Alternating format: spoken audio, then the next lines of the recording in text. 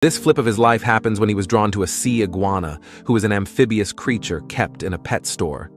And if this was not enough, buying the sea iguana was almost like selling a kidney for Chen, but he still decided to buy it anyway, knowing that he will have to do more or jobs to afford his fees of the semester.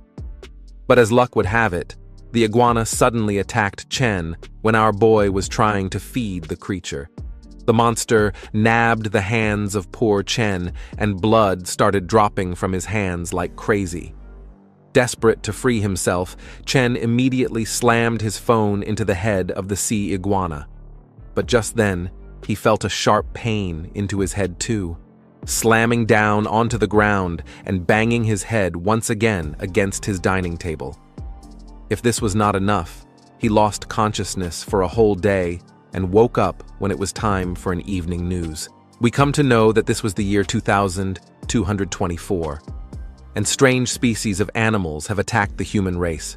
The zoo, which was situated in Ning City, was attacked by a snake more than 100 meters long, and its origin was unknown. Hearing to the buzzy noise of the television, it was time for Chen to wake up as he slowly started getting conscious. But when he woke up, he saw that he was not in his usual body, but he had just turned into the sea iguana itself, not able to understand what had happened to him. He tried to move his human body, but it was not happening, and instead, the iguana was moving like human. Chen had no way to do anything except just waiting for his body to regain consciousness. As the scene shifts, we see that after a few hours, Chen woke up, and as he started yawning and raised his hand, the sea iguana was doing the same. Chen was shocked that he can control the body of the lizard like he controls his own arm. He thought that maybe this was some kind of cheat skill that he got after getting banged in the head. Chen was happy, realizing that now it was finally time for his hero's journey to begin. But he was not sure about what his small lizard buddy can do, and how Chen can monetize it, because he was in dire need of money. He decided to become a YouTuber at first, showing off how smart his lizard was by actually mind-controlling the creature.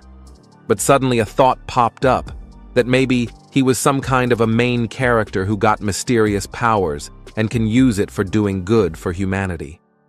All the stories he had read till now, he had only saw that people who get enough power only become villains. And, in comparison to those overpowered abilities, Chen was instead stuck with a little lizard who can do some petty tricks after being mind-controlled. After passing out for a whole day, both the lizard and Chen were getting hungry. But, as usual, our boy is so dumb that he forgot to ask the owner about what he should feed the sea iguana.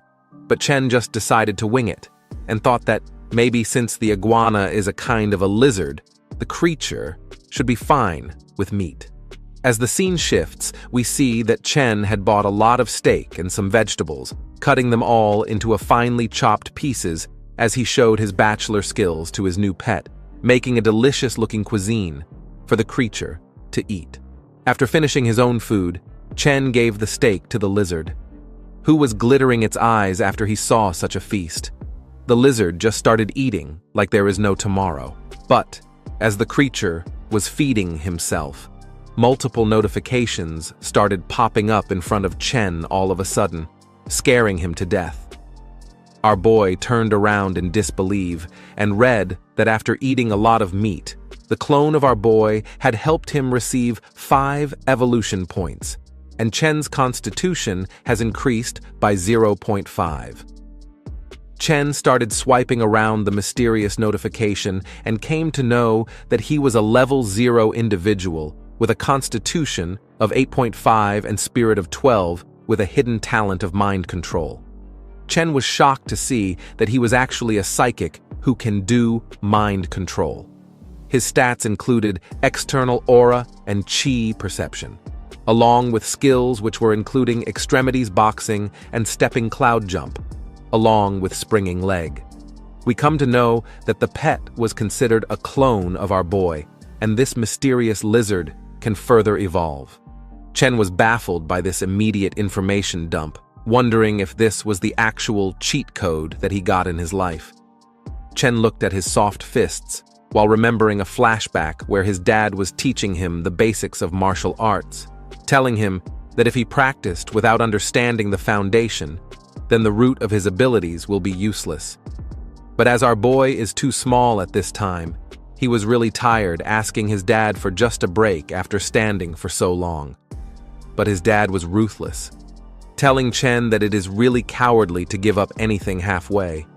And as Chen did not want to be a coward, he started running 100 miles before falling down onto the ground due to a measly black stone. But the dad was still as ruthless as ever. Looks like our boy is surely having some dad issues.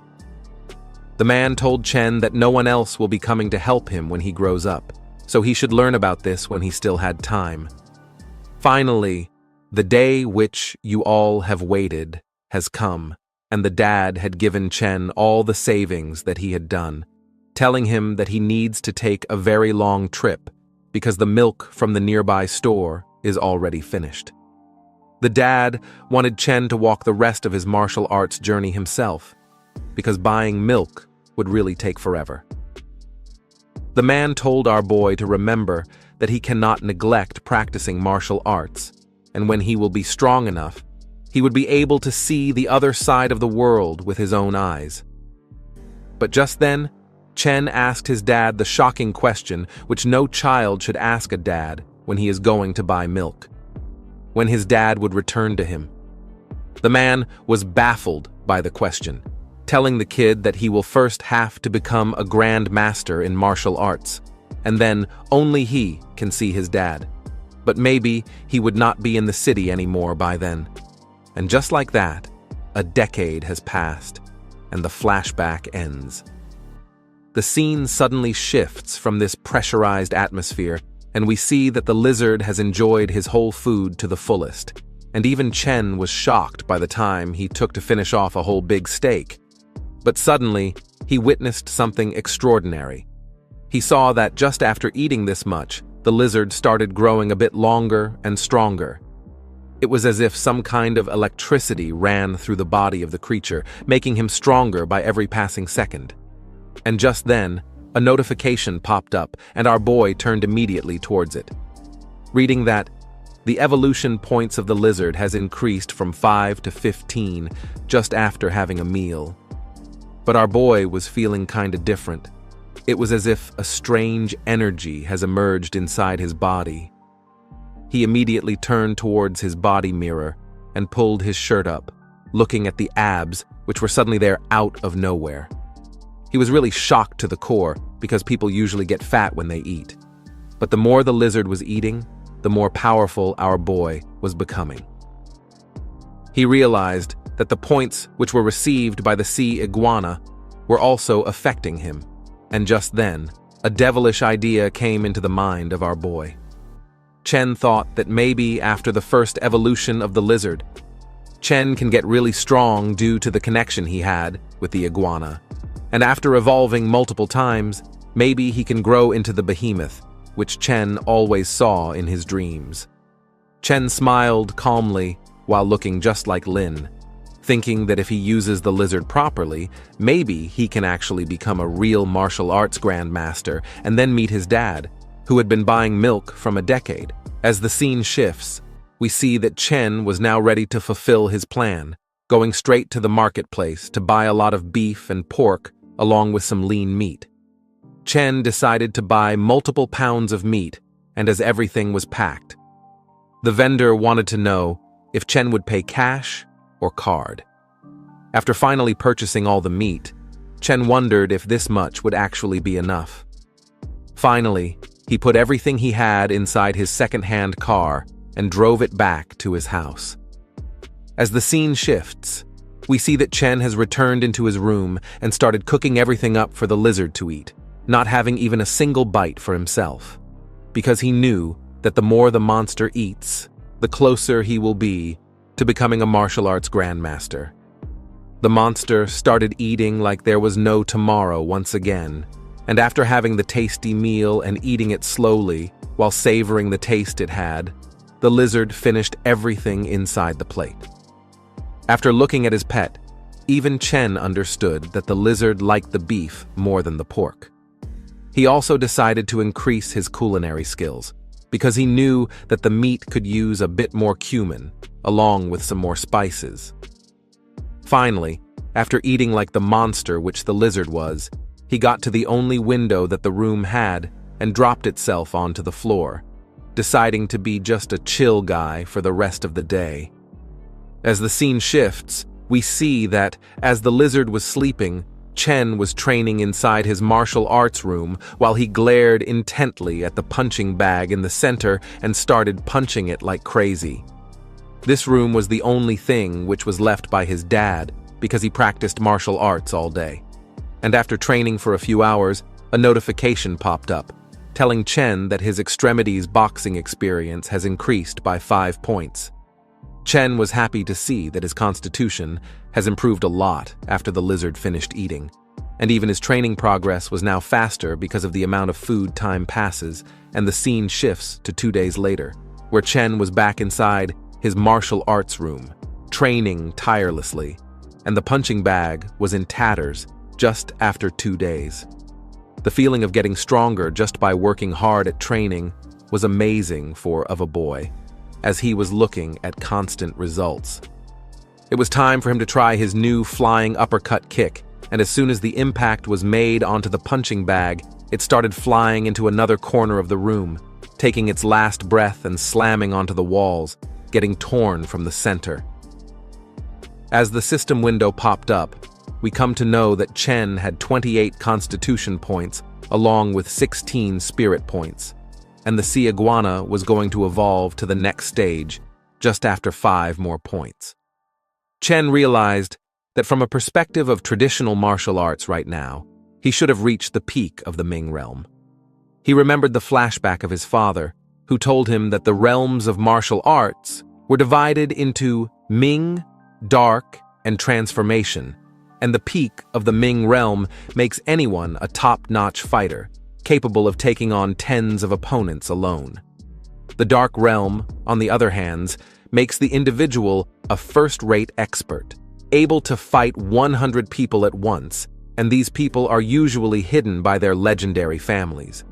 Finally, the Transformation realm allows the human to take on 1,000 others, and they are actually the Grand Masters, who are recorded in history and were rare in modern times. The Transformation realm represented an unbreakable body, which was only described in ancient texts, and the dad was not a bad man, as he also reached the Dark realm briefly. But it was not easy for him to maintain the position, and he dropped back onto the Ming realm. The small Chen was really getting excited by the amazing endeavors of his dad, and asked him if he was someone from one of those legendary families. But the dad just smiled, telling Chen that he is an individual from Luotuan. As the scene shifts, we see that Chen was back into his one-room apartment, looking at his sofa, which was fully covered by the sea iguana, who was now just as tall as an average human. But instead of getting worried, Chen was happy, realizing that after just one more meal, the iguana, along with himself, would be ready to evolve. He hoped that it would not be just a gimmick and would really have a significant jump in energy. Chen sat down and gave the food to the monster to eat it piece by piece. The evolution points finally reached 200, and the man was almost ready to evolve. He was so excited that he can't wait to see about how the lizard was changing as the clone sea iguana had finally met the evolution requirements. The evolution was finally starting to begin, but completely opposite to what Chen had thought. The lizard's hand started feeling a surge of electricity, and Chen's left hand was in a lot of pain and agony. Both of them slammed into the ground, not able to bear the pain which they were having. But the lizard started growing multiple horns onto the back of its neck. It was just looking like a dragon who was still not able to fly, but this showed how powerful the lizard has become. Finally, after the evolution was somewhat complete, the lizard had to release all the energy which was stored inside of him, and as he did so, each and everything inside the room started breaking due to the heavy impact. After the pain subsided, Chen slammed onto the ground while not able to comprehend about why he was in such a pain, because he never thought that evolution would really hurt this much. As Chen woke up from his almost unconscious state, he saw that the iguana have become a lot stronger. Chen smiled, wondering about how strong the creature actually is, and he started using his mind control technique, slamming the punching bag that was already broken and breaking it into more halves. Chen was satisfied by the extraordinary power which was possessed by the evolved pet, and due to it, Chen had also evolved, and his constitution points were increased greatly from 28 to 56, along with spirit which was increased from 16 to 18.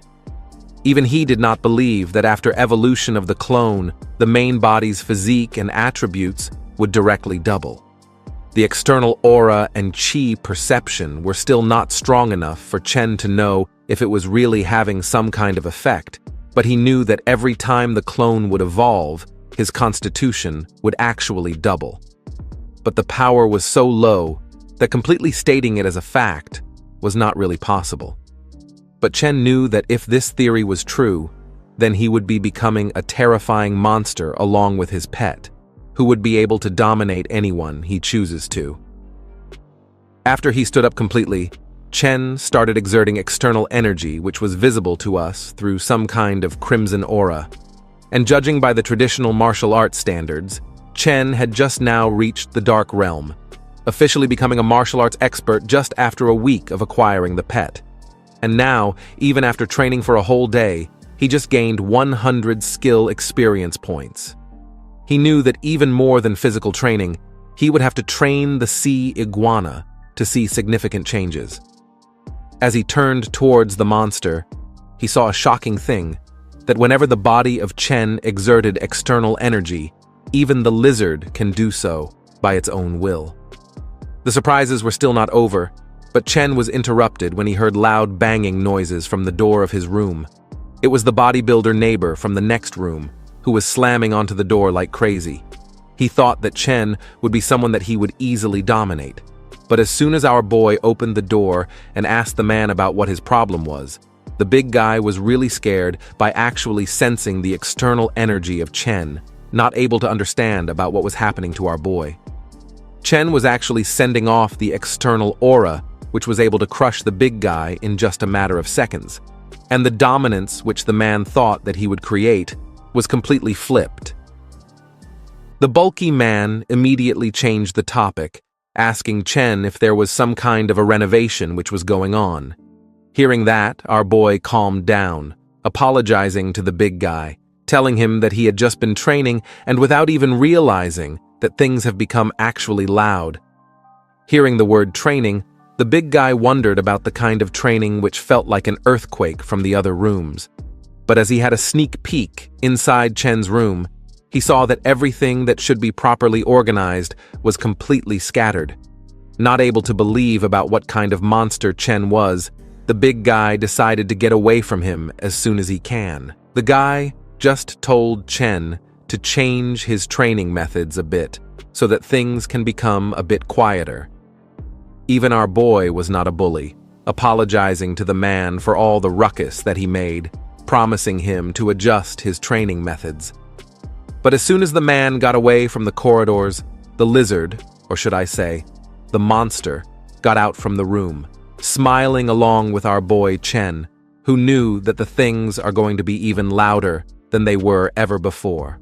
As soon as Chen closed the door, he saw the actual intensity of destruction, which was caused by both him and his pet.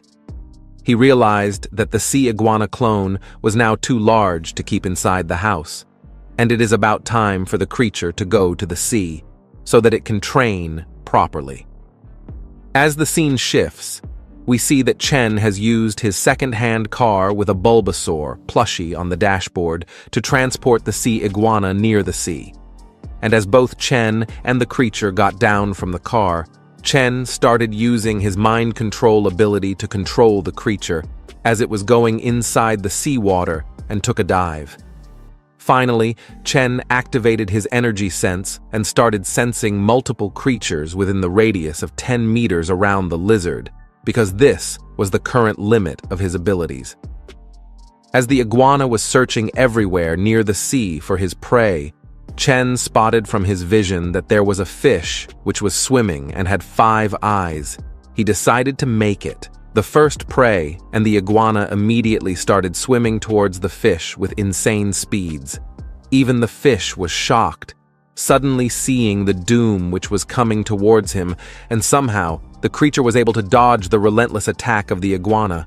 But the creature was not ready to leave his prey alone, and immediately opened its mouth, gnawing the neck of the fish in an instant, and digesting the creature slowly but wholly. After the eating and the digestion was finished, Chen got a notification that after eating the mutated fish, the sea iguana has gained 10 evolution points, and even Chen has received +1 physique point after all this work. Chen noticed that after evolving, eating all the beef and pork only provided them 1 evolution point per meal, but as soon as the iguana ate the mutated fish, he actually got 10 points, which was a pretty good number. Chen realized that with these kinds of mutated creatures appearing inside the ocean, he would actually be able to evolve the iguana to the next stage really soon. And after the recent news which was coming all over in the world, Chen was sure that the world was not as peaceful as it was before. As the scene shifts, we see that the iguana was continuously hunting multiple mutated fishes, and the massacre done by the creature was clearly evident in the water as the bones of multiple fishes were swimming inside the ocean. But suddenly, a reminder notification popped up, telling Chen that as his clone has already reached the daily cap of 100 evolution points, it cannot gain more points for today. As Chen knew that there was no point in hunting fishes anymore, he started exploring the colorful and vibrant ocean, telling us the contrast that to humans, the ocean at night is cold and pitch black, but through the sea creature eyes, the underwater world was indeed colorful, vibrant, and dangerous. As an amphibian, Chen knew that the iguana can stay underwater for a long time, but still, it does not have any gills, so he is required to take a breath now and then so that he can properly breathe, and for that, he needs to surface above the ocean. As Chen and the iguana was exploring the sea, they saw a large cave-like structure, which was near a cliff. Chen decided to have a look at it and surfaced inside an underwater rock cave, which was full of air. Chen smiled as he saw a spot which was filled with oxygen and had no water. As this spot was free from any other creatures, Chen decided to let the sea iguana clone rest and breathe for a while. Meanwhile, Chen undid his mind control and decided to head back to his home too, because even he was tired. Chen got inside the car and started driving back to his house. Along the way, he came to a desolated place where a minivan was parked, and the house was fully covered all over with wood. Chen was looking at the suspicious place, as he heard some rattling noise, not able to believe that someone was actually living at that desolate house. But Chen actually listened with some more focus. He heard a feminine voice which was crying out for help. Our boy immediately stopped the car while thinking that he should act at the right time, or maybe some dangerous people will come out and harm him. The scene shifts to inside the house where 2 goons were looking at Chen's car. One of them wanted to know if the car had already left, and even Chen started the car and started driving, which removed the suspicions from the mind of the goons. We see that it was a gang of 3 people who abducted a lady, and one of them was trying to keep her quiet. The bald man immediately threw a kick at his subordinate, not able to understand about how he was so careless that he did not even notice that the cloth which was binding the mouth of the lady fell out of her mouth. The subordinate immediately started making excuses, telling his boss that it was so dark inside the house that he was not able to see what the lady was doing. The baldy immediately turned towards the lady, telling her that she should shut up and behave or else. The boss, along with his subordinates, will not actually hesitate to have some fun with her tonight, which would actually be no less than a torture for the lady. But we see that Chen has parked the car a little farther from the house and decided to walk towards it instead while activating his energy sense. It was as if multiple radio wave frequencies touched the house, and Chen noticed that there was a group of 3 people who were having a lady as a hostage. Chen noticed everyone from his senses. The Baldy and his subordinate were busy drinking while the abducted lady was unconscious, and another man was guarding her. Chen was not able to understand if this was a case of kidnapping or human trafficking, but he was sure that the 3 men were dangerous because 2 of them were having lethal knives. Chen finally decided to deal with all the 3 of them in an instant, because it would have the maximum shock value and it would really avoid endangering the hostage due to the instantaneousness. Chen got ready with a lethal stance and immediately kicked the door open in an instant. All 3 goons were not able to understand what was happening. All of a sudden, but they instinctively grabbed their knives and got ready for the imminent danger. But Chen was as fast as flash, kicking away the subordinate and shocking the Baldy to the core. The hairless brat immediately got behind our boy, jumping and ready to attack him. But Chen immediately torched the man with the power of martial arts and threw a great punch onto his head. The man flew several meters away but was somehow caught with another subordinate of his. The man told the boss to take a breather while he takes care of the intruder. We come to know that this man was actually named Ning, who was an expert in Wang Fist. He took his fighting stance while asking Chen about what type of martial artist he was.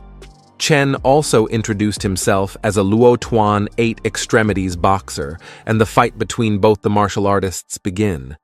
Ning immediately used his first attack, named Tao Lo fist onto our boy, but Chen swiftly deflected this fist from one of his hands while turning around and bending the hands of the Wang Fist master in defense.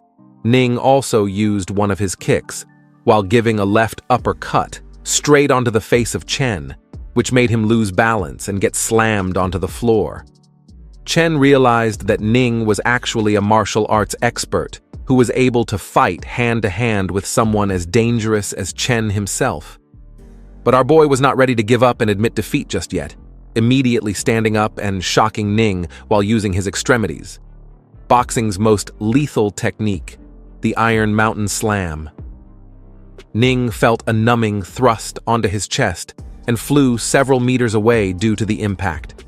But as the dust and a debris got cleared, we see that Ning was actually smiling even when he was in pain. Because for him, this was getting interesting. After coming down the mountain, he never expected that he would meet a real disciple of the 8 extremities boxing, and the Iron Mountain Slam was the ultimate move of this technique and has a really dangerous reputation. But instead of getting impressed, Chen told the man that it was really a shame. Not able to understand about what Chen actually wanted to say, Ning asked him to explain. Hearing that, our boy started moving towards Ning while telling him that he did not expect to see a thug who was really decent with the Wang Fist technique. It was really a shameful thing for the disciple of the Wang Fist technique to go through such a crooked path. Ning smiled at this insult, telling Chen that he was just a student of the university who still does not know about how the world actually works. And this was not the fault of Chen himself, because Ning also understood the harsh reality of the world after he actually left the mountain. According to Ning, if someone wanted to get ahead of others, they will have to do whatever it takes. The man was almost insane as he got a jump onto our boy. Ning was ready to damage both the eyes of our boy, which would make him completely blind. But Chen was as fast as anyone can be, kicking away Ning before he can reach the eye. The man was slammed down onto the ground, rolling over multiple times before stopping. Chen realized that the battle between 2 martial artists was actually dangerous, and even the strength that he felt from Ning was way more intense and dangerous than dozens of strong muscle men. But Chen was still not able to properly control his strength. And it was actually really bad for the goons, because now there was no way that they would be able to defeat our boy, because he was not practicing any moderation. Even Chen knew that he will have to practice mastering control over his strength somehow, but that is the work for another day. As he turned around, he saw that the lady who was kidnapped was trying to scream. Even when she was bounded, Chen immediately snapped all the ropes which were trying to tie the lady down, and she immediately hugged our boy, as she was actually really scared. Our boy started consoling the lady, telling her that it was actually all right now, but the lady kept on thanking Chen for saving her life. Chen smiled while giving her his phone, telling her to wipe her tears and call the police after he leaves. But he still wanted the lady to tell the policeman that she did not have a good look at Chen, because if the department investigates, Chen would actually be in a bigger problem. The lady also understood why Chen was doing so and promised our boy that she will not tell anyone about who saved her. Just 10 minutes later, the whole police van parked their car near the desolate house and caught all the goons along with the lady. But even the policemen were shocked that all the goons were already unconscious due to the fighting they did. As the scene shifts, we come to the station where we meet a lady officer named Guan, who was from the security agency police. She was inside the office of the deputy chief to give the information which was asked by him. She started reporting that the detectives were able to see clear footprints on the broken door of the desolate house. Based on the depth and the way that the door axle broke off, they were sure that someone kicked the door open from the front and the door flew about 3 meters away. The force which was used to open the door was at least 1,000 kilograms. As per the situation of the kidnappers, 2 of them died due to the injuries they had, and one of them has entered a vegetative state after suffering a major concussion. According to the abducted lady, who was named Lin, the person who saved her was wearing a mask at night, and she could not tell what they looked like. Meanwhile, we see that the deputy chief was looking at all the reports, not able to believe at the strength by which the door was opened, because even the most force the king of boxing was able to exert was 800 kilograms, and that was with the help of a machine. In real life, the man was not able to believe that someone can actually produce this sheer amount of force. But on the other hand, the lady officer was not so shocked, because according to her, even when the guy's strength was so inhuman, even stranger things have been happening inside the city lately. But before the lady could continue, multiple thunderbolts started crashing in the sky, and both the deputy chief and the officer saw that a really huge storm was coming in the city. Meanwhile, the scene shifts, and we see that Chen was near the sea once again, as he was waiting for the iguana to come out. But he saw that a few strangers came out of a boat near the sea. Man told the boss that it took them so long to dig up a sunken ship, and they have only made a little more than 2 million. But the boss has already spent more than 1 million into just fun and ladies. The boss started speaking and told both his subordinates that they were actually really short-sighted, because the money was invested on an actual big-shot woman who would be able to multiply their money in a really short amount of time. The boss wanted to know from the young man if he had finished the business with the company, and he started informing that he had already arranged a shipping company and have rented a high-end office building for the office premises, which was according to the request of the boss. Also, he had hired a headhunting company to find them the prettiest girls for being their secretaries and the front desk managers. The man was sure that their boss would not be disappointed at the work that they did.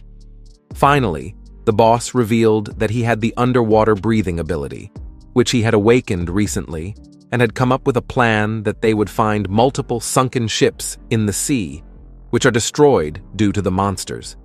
Some of them contained a large amount of goods and treasury, which is lost inside the seawater, and no one dares to go inside the sea without an ability.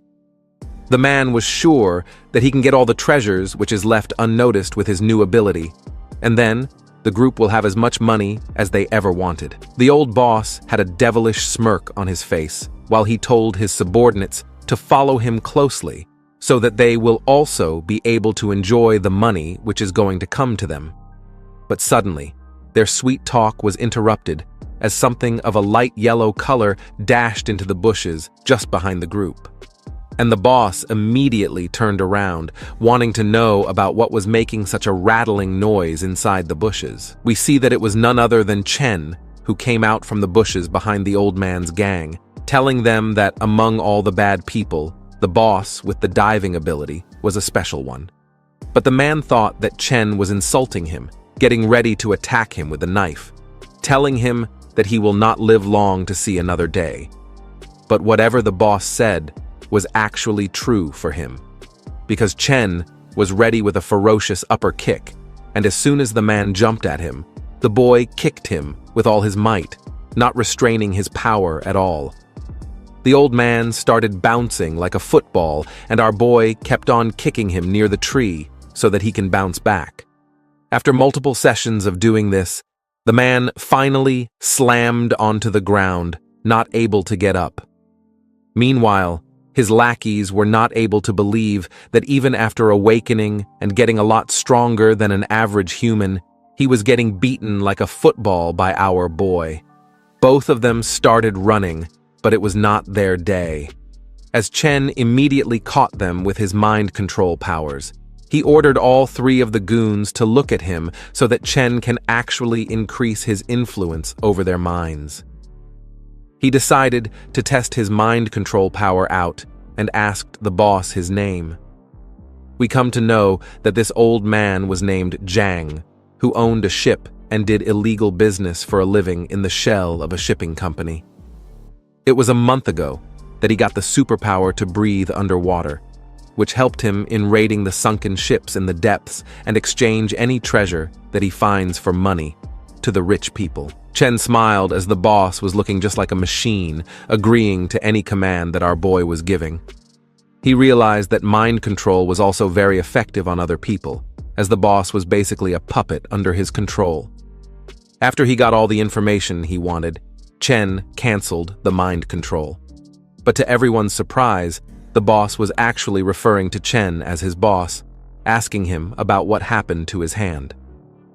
Knowing that this was a great opportunity, Chen lied to the old man, telling him that he broke the arm himself accidentally.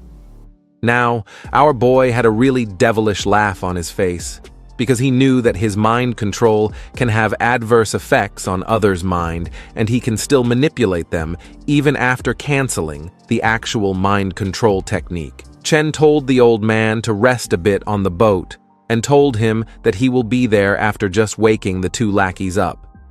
Chen got towards the two lackeys, while thinking that to raise his lizard, he will need a huge amount of food. And as Zhang was having a ship and often works with rich people, our boy decided to use the old man to get money through his company and raise his lizard. He was able to dominate a group with the effect of his mind control technique, and he realized that there was some kind of resistance when he tried to control other people with superpowers, but with the two lackeys who were as simple-minded as a literal monkey, there is no problem in controlling them, and he can do so without much effort. As the scene shifts, we see that Chen was brought to the ship of Zhang, and all his subordinates asked Zhang about who the stranger is.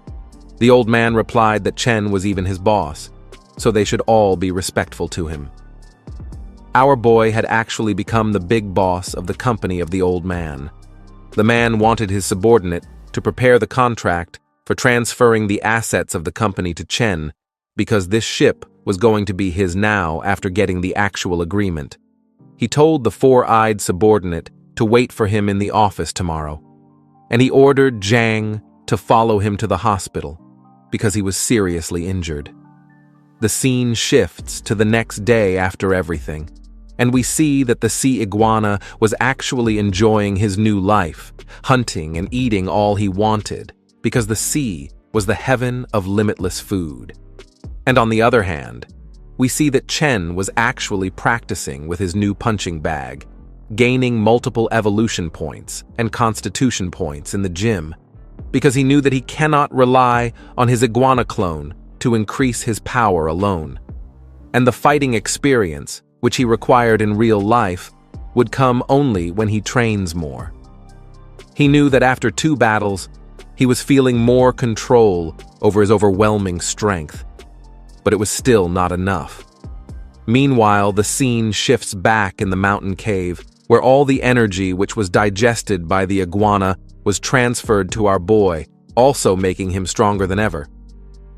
It was the next day, and Chen was standing in front of his new office because the transfer process was done in less than 12 hours. Our boy smiled while looking at the bodyguards that he has now, while thinking that, even without going outside for a day, he was able to get more than 90 evolution points, and the iguana was also grown by 20 centimeters. He decided that tomorrow he should make the lizard journey deep inside the sea, because he realized one thing from the previous encounter, that he was not the only person with superpowers in the world, and he had to become stronger, especially now, that there are unknown creatures in the depth of the oceans who can be a threat to humanity in no time. Meanwhile, the 4-eyed punk and the muscle men were shocked to see that the ocean was having much less fish, and they were practically capturing nothing. One of the subordinates told him that maybe there is a school of big fish down in the oceans, like sharks who are moving in a group, and they were killing all the smaller fish that the ship was trying to capture. But we all know that rather than sharks, it was actually the sea iguana, who was continuously making even the killer sharks his prey, while thinking that white shark meat was actually so tender. Finally, it was time for the iguana to evolve, and the system wanted to know from Chen if he would do it right now. As soon as our boy confirmed the process, the iguana's body was starting to hurt once again, and at the same time, inside the gym, we see that Chen slammed down onto the ground, not able to bear with the intense pain, which always happens at the time of evolution. But just after the pain subsided, he was happy to see that now his constitution points were 130 and spirit was 38. And after the 2 times of evolution, the iguana would need 5,000 points to level up once again. Finally, the sea clone was now having a description, which told our boy that the creature was of scale, armored, spiny lizard, who was a newborn ferocious beast, and it was trying to evolve into a ferocious beast lord after devolving everything which comes in his way. Even when this thing was dangerous, Chen decided to keep it aside and was happy that he had made a breakthrough, because his constitution was 13 times that of a normal person, and he had reached a level equivalent to great success in the dark realm in ancient martial arts.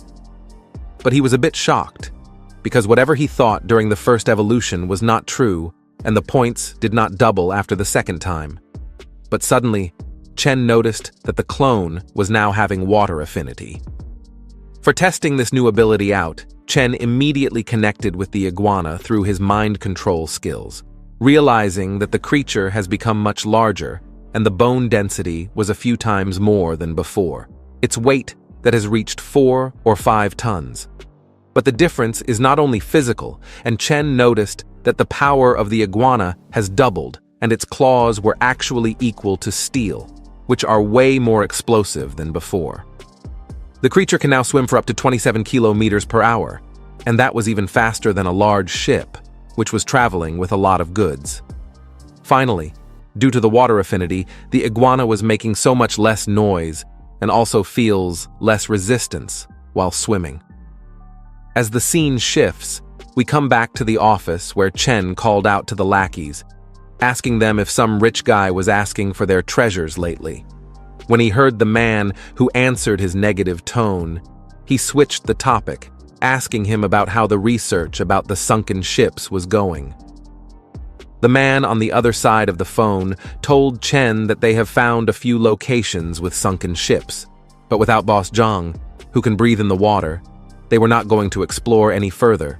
But Chen immediately told them to not worry at all, because he had other things which he planned.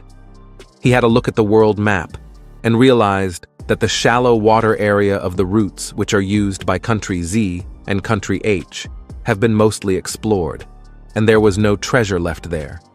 But there was still a lot of priceless ships in the deep sea area where the sea iguana can actually explore the scene. As the scene shifts, we come to the southeast area of the sea, 25 kilometers offshore, where Chen was controlling the iguana clone, realizing that now the creature can breathe deep in water after the recent evolution, and even his perception has gone up to the level where he can feel the area in the radius of 25 kilometers around them. As the iguana started searching for the sunken ship, Chen thought that the point of having a lot of money was actually to enjoy a bit of the life and work to double that money. Finally, he canceled the mind control and looked at his smartphone, knowing that it was almost 11 o'clock. He decided to have some food for himself too, and this time, he had the money to actually spend it on something good. But as the scene shifts, we see a lady in tight gym clothing who was almost drunk and was sleeping near a dummy bottle in the pedestrian street of the city. We see that Chen was also at the pedestrian street because he wanted to try out expensive food from their restaurants. He really entered a nice restaurant, but just a one meal over there cost 3,000. Even when his savings were only 20,000 at the time, he knew that he's going to take over the old man's company soon. So at least, he should get a taste of what it feels like to be rich. But after enjoying all the food, as Chen was returning back to his place, he saw some males who were trying to have something dirty with the lady who we saw at the footpath near the pole. Chen did not even think for a second, calling out to the men who were trying to do the wrong things. He was smiling while thinking that with his growing strength, his passion for martial arts was also awakening, and he was suddenly becoming an even more compassionate person. As long as there was no real danger with normal goons, he did not mind stepping in and help other people. Meanwhile, the thugs turned around, and Chen saw that one of them had a sharp knife in his hand. They were thinking that Chen was some kind of pushover, telling him to get lost so that they can pretend that he did not see them. But the completely opposite thing happened as Chen released his indomitable aura of crimson red. The people were shocked to see such a power emerging from just a teenage boy. It was as if the goons have been stared down by a ferocious beast. After sensing this indomitable aura, the thugs decided to run away because they were not going to be trashed by someone this powerful. But just then, the drunk lady started laughing at them, telling them that they are not real men because they are scared when it comes to fight. Even Chen thought that the woman was actually crazy, taunting goons like that, not caring about her safety. Even the goons understood that this was a kind of woman that they did not get to see every day, and they were not able to let the female think that they were weak. And both of them were so dumb that even after the indomitable aura, they thought that there was no reason to be afraid of our boy, because he was just a guy, and they were too. Even the other one decided to get to our boy and have a jump on him, because they thought that they can take him down. Chen was already prepared with his extremities fighting stance, controlling his aura, this time to not overdo it with the strength. But just when he used his single kick, the men were flying several meters away from the ground, even when Chen only used 10% of his strength. It was so lethal that if it was at 100%, the kick would have crumbled their bones and have turned them into squishy mush in an instant.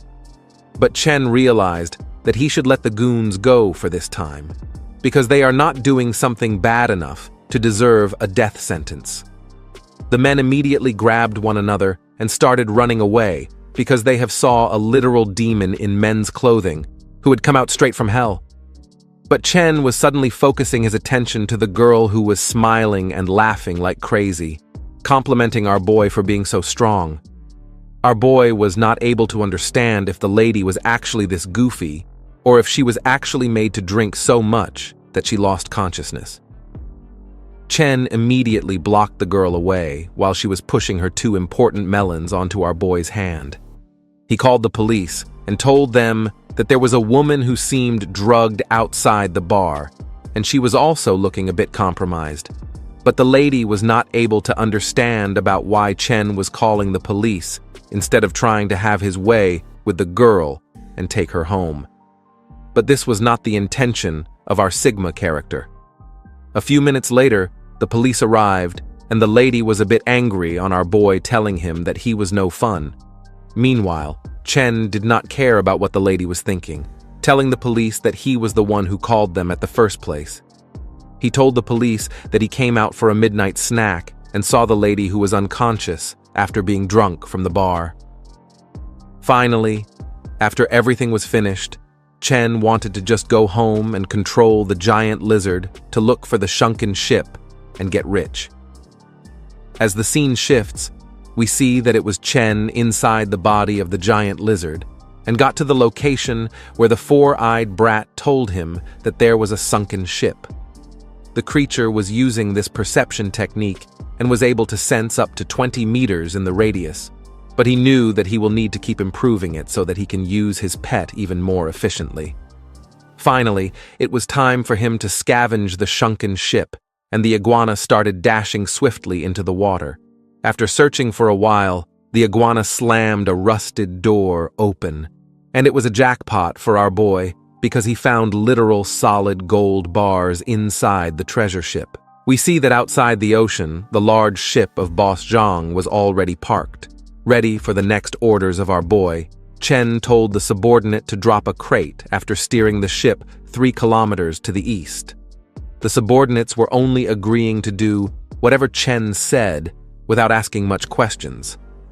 But the brat was still curious, wanting to know if someone else's in Chen's team was having the ability to breathe underwater. But the driver of the ship immediately shut him up, telling him to not pry into the big boss's secret.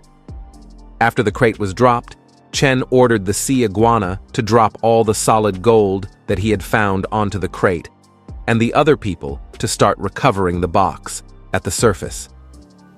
But just after the iguana was going away from the ship, he saw a dense piece of metal, and even after scratching it multiple times, he was not able to break it.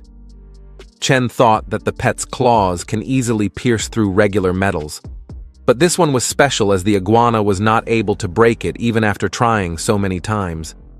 This piece of the special metal was so valuable that the iguana immediately grabbed it for his master to take it back and give it to Chen. But suddenly, as he turned around, he was ambushed by a giant white sashimi fish, who was also mutated. Chen felt a bit of a scratch near his stomach and realized that the sea iguana was caught. Our boy was literally angry at the fish for trying to ambush him. He knew that even when the fish was actually longer and had larger teeth. But when it comes to strength, offense, and defense, the fish was no match for the clone of the iguana. After just a few bites, the creature digested the sashimi as a whole, throwing away all the bones which were not at all tasty. But the pet was satisfied because he tasted something new after a long time. The scene shifts to a few hours later, where we see that Chen was near the seawater. As he was testing out the different sediment rocks, which have been eroded by the seawater for years, making them incredibly hard. As Chen cannot train inside his house, he knew that the next best frame was the deserted beach at night, which was the perfect spot to test his actual strength without holding back. He started practicing by punching the sediment rocks, while thinking that even when the force of the impact was working both ways. It was not affecting Chen because his bone density was nearly 20 times of that of an average human. Plus, he was also having his indomitable aura, which was working as an external shield, absorbing most of the impact. So his hand was feeling only a bit sore, and that slight soreness was instantly over duty. The body's rapid recovery ability, which Chen got after leveling up so many times. After many evolutions, the physique of our boy has surpassed 200 points, and even when he did not actually test it with a machine. But he knew that his punches should weigh at least 3,000 pounds and oversight. And, with the outer energy boost and its extremities boxing technique, He could even punch straight through a person. In an instant, the problems for Chen was still not over, because the punching bag at his home was not durable enough to handle 3,000 pounds, and he cannot train at some kind of path either, because with modern technology, if someone was daring enough to record our boy and upload it online, it would become a huge problem for him. If people actually found out that Chen was extraordinary, it would only bring him a lot of trouble. And due to it, only the empty beach can help him train freely. After punching all the sediment rocks in the vicinity, Chen was actually feeling great after a really intense workout. But even after just resting for 1 minute, Chen's insane recovery ability healed all the scrapes in his hands. Meanwhile, Chen noticed that the sea iguana came back to surface on the ground, and it also got the strange mineral which it found inside the sea.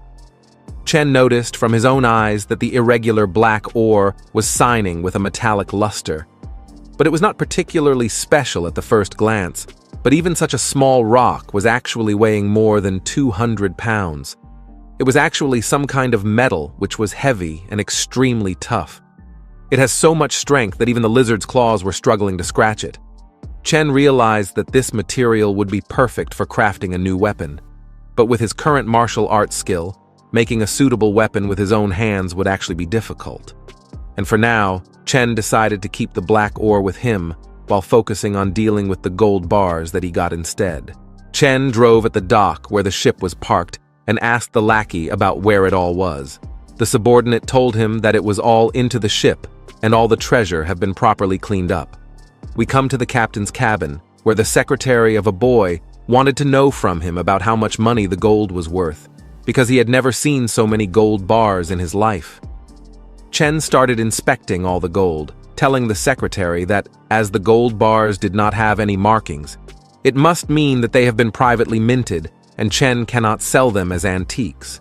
But still, it would be a very good business opportunity just because what they found was gold. The scene shifts to the bustling downtown of the city, where Chen entered into a gold shop, and the receptionist welcomed him without any delay. Chen was calm while he carried a bag full of gold inside the shop, asking the lady if they brought gold in this shop. The lady thought that maybe Chen was trying to sell some rings or necklaces, but our boy smiled while grabbing the bag in front of him and opening it up, showing the large amount of gold in kilos which he brought. Even the receptionist was shocked by looking at the amount of gold which was brought by our boy, offering him to come upstairs because she will have to let the manager deal with this offer. After a while, the manager of the shop was called, and he asked our boy his name and about how much gold he was selling. Chen introduced himself and showed the manager the bag full of gold which he wanted to sell, and the manager was happy, telling Chen that he will have to first let his team check the quality, and then they should talk about the deal that the shop can give him, as the gold expert started analyzing the gold from top to bottom. The manager informed Chen that his gold bars are weighing a total of 11.25 kilograms. But since they are not very pure and are privately minted, the shop offered 400 yuan per gram for all that gold. Even when the manager asked Chen if this amount was fair, we come to know that as our boy was not an Asian, he did not bargain at all and refused to get a way better price. He closed the deal with the amount he was getting on one condition, that he is going to need the money instantly transferred into his account. Finally, Chen was now a rich man, with his account having 4.5 million in an instant. He was happy while he was driving his car, thinking that people of his age are still hustling through their college life. But our boy has got the opportunity to make millions from just one adventure, and it was such an overwhelming feeling that it felt so surreal. Finally, Chen decided that he should get a new car, as the second-hand car was now ages old and was having such a low chassis, which was making an irritating sound whenever there are some kind of a bumpy or coastal roads. The next stop for our boy was the luxury auto showroom, where Chen was looking at a nice big car, which can help him teleport himself along with a large amount of gold or any treasure that he got from the sunken ships. But as soon as Chen and his secretary entered into the shop, our boy listened to the receptionist welcoming another couple. We come to know that it was none other than the ex of our boy, who had been leeching on him when he did not have any money. And back then, our boy was so mad in love that he tried winning her over again and again. And like the gold digger that the girlfriend was, she chased after wealth and status, living it up with rich boys and leaving Chen alone when it was hard time for him. And even now, the lady was as arrogant as she can be, flexing his new boyfriend in front of his ex. She told the man that Chen was the guy who was a complete loser and always chased her even when she denied. She started taunting our boy, telling him that he was just a broke college kid who was doing window shopping inside a luxury car showroom. After hearing all this for his master, the secretary was so angry that he cannot maintain his composure, asking the lady about who she was calling all broke. But Chen was as calm as he can be, knowing the true nature of the gold digger lady, telling the secretary that he should not mind them. But the lady was not going to stop, telling Chen that all she was saying was the truth, and he was just a broke college student, and this is not a place that he can afford, so he should get out without wasting the time of her or her new boyfriend.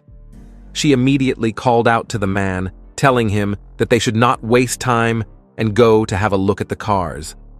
The lady was as shameless as any gold digger can really get, demanding a highly luxurious car from his new boyfriend. Even when the man smiled and told the lady that he would check the car out, he never would have thought that money that he used for impressing this woman would be misused this badly. He knew that he gets only tens of thousands a month from his parents for spending, but even he cannot actually buy a luxury car, even if he wanted to do it on easy installments. Meanwhile, Chen was just doing his own work, telling the receptionist about the car he wanted, and the lady started showing him multiple models with a high chassis, and that can carry stuff easily. Even Chen was happy by looking at one of the model, thinking that it should actually meet all their needs. Finally, our boy decided to buy the white car, which was really looking good, and the receptionist told our boy that the car cost 2.3 million yuan. But as money was not the problem for our boy right now, he decided to buy it in one go and not opt for any installment, paying the whole amount by his black card, in full. The receptionist was happy, knowing that she did not have to do much to convince the customer to buy the car at the selected price. But as the gold digger GF had nothing to do, she was actually getting shocked from head to toe, not able to believe that Chen can actually pay this amount of money to someone by his own bank. But suddenly, the man behind the lady started smirking, telling her that maybe Chen was just pretending, because there was no way that he can have 2.38 million is his account right now. Maybe the man should know that he is not the only person with money in this whole world, and multiple people exist who can buy the brat as a whole if they wanted to. But this, my friends, is what we call arrogance. Anyways, the lady also got delusional, thinking that whatever his new BF was saying was actually right. Because back then, when the lady was with our boy, he was not able to even afford proper food and was spending his life on instant noodles for weeks just to give her some crazy gifts. The man approached Chen while smiling devilishly, telling him that a broke student should not pretend to buy a luxury car because it would be embarrassing for Chen if his card gets declined due to insufficient money. But only the secretary of our boy was enough to deal with this arrogant brat, challenging him that if Chen can afford this car, then he should call Chen his dad right in the showroom in front of everyone. The boy was still on cloud 9 of superiority complex, telling the secretary that if Chen would not be able to buy the car, then he will have to call the man his dad. Even when it sounds childish, the lady was enjoying everything, But suddenly, the switch of the lady and the boy flipped as the receptionist bought the keys for the car, along with the black card possessed by our boy, announcing in front of everyone that Chen has got the 2.38 million yuan car in one go. Chen calmly thanks the receptionist and started going inside the new car that he brought. While the all-high and mighty prince was now dropped onto the ground, his false pride shattered like low-quality glass, as he was not able to believe that Chen actually bought a car of 2.38 million by his own money. Just like any other gold digger, the lady flipped her switch all of a sudden, thinking that maybe she was fine with Chen instead of the pseudo-rich brat. The secretary immediately grabbed the collar of the man, asking him to call Chen his dad. But our boy immediately called him out, telling him to not waste any of his precious time on people who show off like this. But the secretary was not ready to give up, telling both the lady and the man that he was spared just because their boss was too kind. And if it was just the secretary, then the word would have actually been said before anyone would have got anywhere. But deep inside, even the boy knew that all his show buzz was now over, because the man he was dealing with was not an ordinary one. But the surprises were still not over, as the girl immediately threw away the man and started running at the car, shamelessly, while telling Chen to just forgive her and let her be his woman. Everyone witnessed this shameless act of the lady, and even the showroom workers were a bit shocked by this behavior, knowing that even when the lady had someone with immense potential inside, she thought that she actually found a rich guy and left him. One of the female subordinates told the worker that this is the eminent nature of greedy people, and they regret only after losing something important to them due to their greed. As the scene shifts, our boy goes to the Cloud's Edge restaurant, which was the top spot for fine dining and services. A group of attendants warmly welcomed our boy and bowed their heads in front of him. A lady came to the seat of our boy, asking him about what he would like to order. Chen started looking at the menu and was intrigued by a 6,000 wen Boston lobster and 8,000 wen king crab. He finally ordered those two and started eating, while we see that a lot of ladies gathered around Chen, feeding him with their own soft and delicate hands. Chen was enjoying this new rich treatment. Even when it was pricey, it was completely worth it. After cooking so many meals for the iguana, Chen was finally getting time to enjoy the life of luxury for himself. But suddenly, notifications popped up in the phone of our boy, and as he looked at the notifications, he realized that he was still in the university, and he would still have to attend all the classes after the start of college. Finally, our boy decided to earn more money fast to help his little lizard break through the shadow realm. And then, he would become so rich and powerful that he would not need to worry about these small things. As the scene shifts, we see that Chen was controlling the iguana from far away, while he realized that the swordfish, who was the fastest swimmer among fish, reaching speeds up to 60 miles per hour, that was equivalent to 90 kilometers per hour. But right now, the creature was even faster than the swordfish. He was swimming swiftly inside the sea while devouring multiple sailfish, which are truly delicious to him. Once the iguana was full, it was time for Chen to resume treasure hunting. As the power has greatly increased after using all his senses, the iguana can roughly detect things dozens of kilometers away. But even after scanning that far, he had not still found any kind of shipwrecks, and a few days have gone by without much results. Chen was a bit worried, knowing that the world was starting to change in strange ways. He wondered if there are any secret organizations which consisted of supernatural, ran by the government. But in any case, Chen knew that as he had these overpowered abilities, he needs to be even more cautious about what he does if he wanted to stay hidden. As the scene shifts to the next day, we come to the high-end office building of the shell company, where Chen had never even visited before. But the office was situated in the busiest area of the city, and Zhang really went all out to make the company look good. The company was named the Tin Land Marine Industries, and the receptionist was welcoming the boss along with his secretary of the boat. The secretary told the lady to call everyone to boss's office so that they can have a brief meeting and introduce themselves. The man told Chen that this was their company and introduced Chen to all the ladies who were present there. It was as if all the females were mesmerized by the aura which was released by our boy, not able to believe that even when Chen was so young, he can be so handsome and rich. We meet the receptionist of the office along with the female secretary who would take care of Chen's needs inside the office, anytime, anywhere. She brought a cup of hot coffee and introduced herself, while Chen told her to leave the coffee on the table as he was reading the reports about the company, realizing that even when it was just a shell company, it's surprisingly well equipped, and it was costing more than hundreds of thousands of money to maintain the company every month. He realized that he needed to find more shipwrecked treasures so that he can maintain the company even further. Finally, Chen told the man to end the introductory meeting and have everyone get back to work, while he ordered the man to head back to the ship and keep an eye on things from now on. The man agreed to whatever his master said, but Chen was knowing it well enough that the mind control effect was stable, but not foolproof.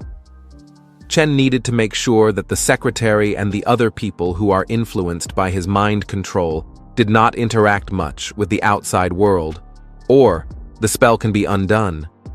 Our boy stood up while taking the hot coffee into his hands, and multiple notifications popped up, telling our boy that his constitution point was constantly increasing. He knew that using his clones to hunt while just lying around and getting stronger was actually feeling amazing. But now, it was time for him to get control of the sea iguana once again, who was still hunting and preying mutant animals, leveling up at a constant pace. This time, the prey for our boy was a full-blown barracuda, but this one was also mutated and was way larger and stronger than the normal ones. Even when normal barracudas were about 2 meters long, the mutated ones are over 5 meters, and its speed was incredible, with teeth which are even harder than steel. Chen realized that if Iguana was not able to use the strong external force field of our boy, the creature might have already been hurt badly. Chen realized that the number of mutated fish was increasing in the sea and the ocean, resulting in him getting a lot of experience for free. The iguana started eating the barracuda, and Chen saw from his senses that the meat was clearly different, and it was providing much more energy than before. Chen got a notification in the office that, as his clone had devoured a giant barracuda, he gained 90 evolution points and 9 constitution points. Even when Chen knew that the barracuda fish had something unusual about it, he decided to not pay much attention to it. And as his muscles and bones were enhancing at an increasing pace, for Chen, it was even more than 10 times of what he used to be. And it was a shame that in such a vast ocean, the iguana was not able to find another barracuda who was as powerful as this one. Meanwhile, as the scene shifts, we come to the reception of the shell office, where ladies were talking to each other, wanting to know if Chen had a girlfriend or not. The ladies turned around, asking the receptionist if she was trying to make a move on our boy. But suddenly, Chen came behind them, asking them if they were not off work yet. The receptionist immediately sat down quietly, and the secretary grabbed her file and came running towards our boy, telling him that they still have a few things to finish up. Meanwhile, Chen had heard everything that the girls were talking about due to his enhanced hearing, but to avoid awkwardness, he was just pretending that he did not hear anything. All of a sudden, Chen smiled while losing his tie, trying to impress the girls, and telling them that as they were working so hard, dinner was on Chen tonight. The ladies were actually impressed by this kind gesture.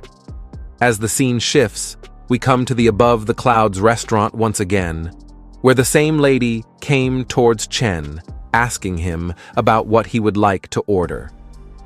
Meanwhile, all the girls came out of the car now, not able to believe that Chen had a luxury vehicle which he drives, and it was worth more than 2 million. The ladies were impressed back to back by such a lavish lifestyle which our boy was living. After the order was done, the receptionist lady told our boy that the total cost came to 50,000. But Chen was not flinched by this amount and gave the lady his golden card to swipe and pay the bill. The receptionist was not able to believe that Chen was so rich, wondering about the lineage and family he is from. But the secretary was a bit financially minded, pointing out that Chen was just throwing his money around. But our boy immediately diverted the topic, telling the girls that he had something to handle tonight, so he will let the girls have their ride back to their respective places after dinner. They immediately changed their manner, thanking their boss and having the lavish meal which was offered to them. As the scene shifts, we see that Chen's car was parked near the seaside, and the sea breeze was so soothing that it was really lifting the spirits of our boy. We see that Chen had not stopped training his body even when he was busy flexing his money. His physique was now over 20 times of that of an ordinary person, and his punch strength was exceeding more than 2 tons. But added to that, Chen also had the external force field which doubled his strength, and his punches were now close to more than 5 tons. But our boy already realized that the stronger he gets, the harder it is actually to control the power. While Chen was training, he even lost his footing and completely obliterated the rock in front of them, realizing that he needed to keep training to get used to his strength. But suddenly, Chen heard a rattling noise like a motor spinning, and as he turned around, he saw a small boat at the distance.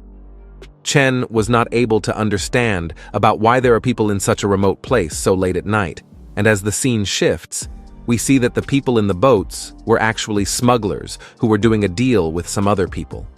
They have brought treasures and valuables which they were giving to the opposite party while demanding the money first, so that they can hand the goods over and get away quickly, because the security and surveillance was so tight during the night due to all the monsters.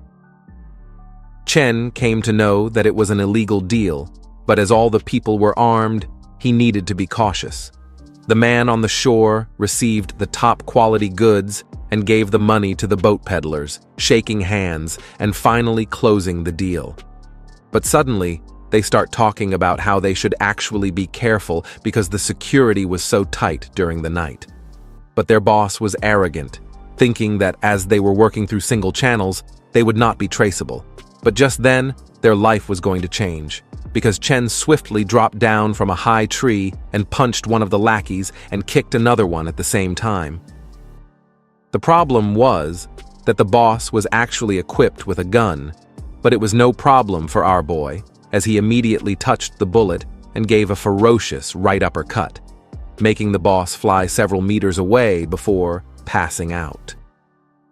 As the ground team was taken care of, now it was the turn for the people who were riding the boat.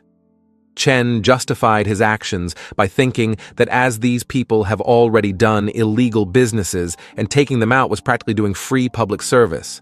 As Chen was not fast enough to swim in the sea, we see that he ordered his sea iguana to chase the boat with insane speeds. Finally, the sea iguana caught the motorboat with its insane speeds, and the people on the boat were not able to understand about what hit them from the ground. The peoples of the boat started falling down onto the sea, and the sea iguana was now ready to hunt them down, one by one. One of the men saw the mysterious creature and told everyone after surfacing that there is a monster inside the water. All of them started screaming for help and over-swimming as fast as they can. But the iguana was not going to let any one of them escape, bouncing the humans out of the water and grabbing them one by one with its ferocious teeth. But one of the people from the group was so dumb that he decided to take out a pistol and shoot the creature, because he thought that a literal water monster cannot run away in the sea full of water. But the harsh skin of the sea iguana actually damaged the bullet itself, and it got split into 2 halves by the razor-sharp shells. The man who shot the pet was now actually doomed. And finally, the sea was quiet, and we see that the sea iguana was carrying a giant briefcase in his mouth. Sometime later, the scene shifts to the room of our boy, where he had grabbed the suitcase from the iguana and brought it home. He opened up and saw that the bag was full of money, which meant that the total amount inside the briefcase was 3 million, because there were 300 stacks of bills. Even our boy was wondering that the cash which is laid out in front of an individual always feels so much more real than the numbers which show in the bank balance. The day passes, and it was the next morning at the cafe, where Chen was sitting and sipping his coffee along with his secretary, who was handling all the work. Meanwhile, all the other teenagers were having their dirty eyes onto the lady, complimenting her and discussing with one another about how stunning she actually looks. But the lady was such a human that she was giving off a cold and untouchable vibe. She approached our boy and asked him to sign some of the contracts. For the boys, the surprises were still not over, because they were not able to believe that the lady was getting paid by such a young man, and she was the secretary who can satisfy all the needs of our boy if he demanded. Chen stood up after his work was done, calling out to the secretary and telling her that they should go back to the company and notify everyone that they are having a meeting. As soon as Chen left the cafe, the two teenagers were feeling really lightheaded because just by the presence of our boy, the other males were terrified to even move. As the scene shifts, we come to the meeting room where Chen was hosting a statistical meeting, telling everyone that if the employees handled every little detail with caution, they can become the company's heroes. And as long as the company's performance keeps going up, everyone will get a big bonus on the year end. But suddenly, Chen got a voice note from someone that today was the last day to register for school, and he was the only one who did not register for the next year. Chen decided to hold the meeting for a while and go to the school for now. He ordered everyone to take a leave, because there was not much work to do inside the company. He added that the secretary lady would be in charge of the company matters when Chen would not be there. The receptionist and the worker lady was actually stunned by knowing that Chen was actually still a student. The scene shifts to the university campus where Chen parked his luxurious car and got out of it while taking out his fancy sunglasses. Every student in the college was talking about our boy, and this news spread like wildfire, also appearing in the university campus forum. But suddenly, we see the familiar back of the lady who was not able to remember that she was saved by our boy when she was hella drunk. The lady was getting attracted by our boy after watching all the video of him. She stalking about him and came to know that he was the student of the junior year in the finance department. This news shocked her to the core because Chen was actually in the same year as the lady himself. As the scene shifts, we see that Chen was strolling in the college campus, wondering that his body and strength were improving really rapidly, but as he only knows the 8 extremities cloud steps and leg technique, he should learn new skills, which will provide them better control and let him use his current power to the fullest. He thought that he should join the Taekwondo club in the university, but it was all just fancy moves and no foundation, so he scrapped the plan. He decided that if he wanted to have control over his strength, he will just have to keep training himself. After the university registration was done, Chen got to a steel factory, telling the receptionist that he wanted to custom order some high-quality steel which weighed about 100 tons or more. Realizing the sheer quantity of the order, the female immediately told Chen to wait at the VIP lounge so that she can get in touch with the sales manager.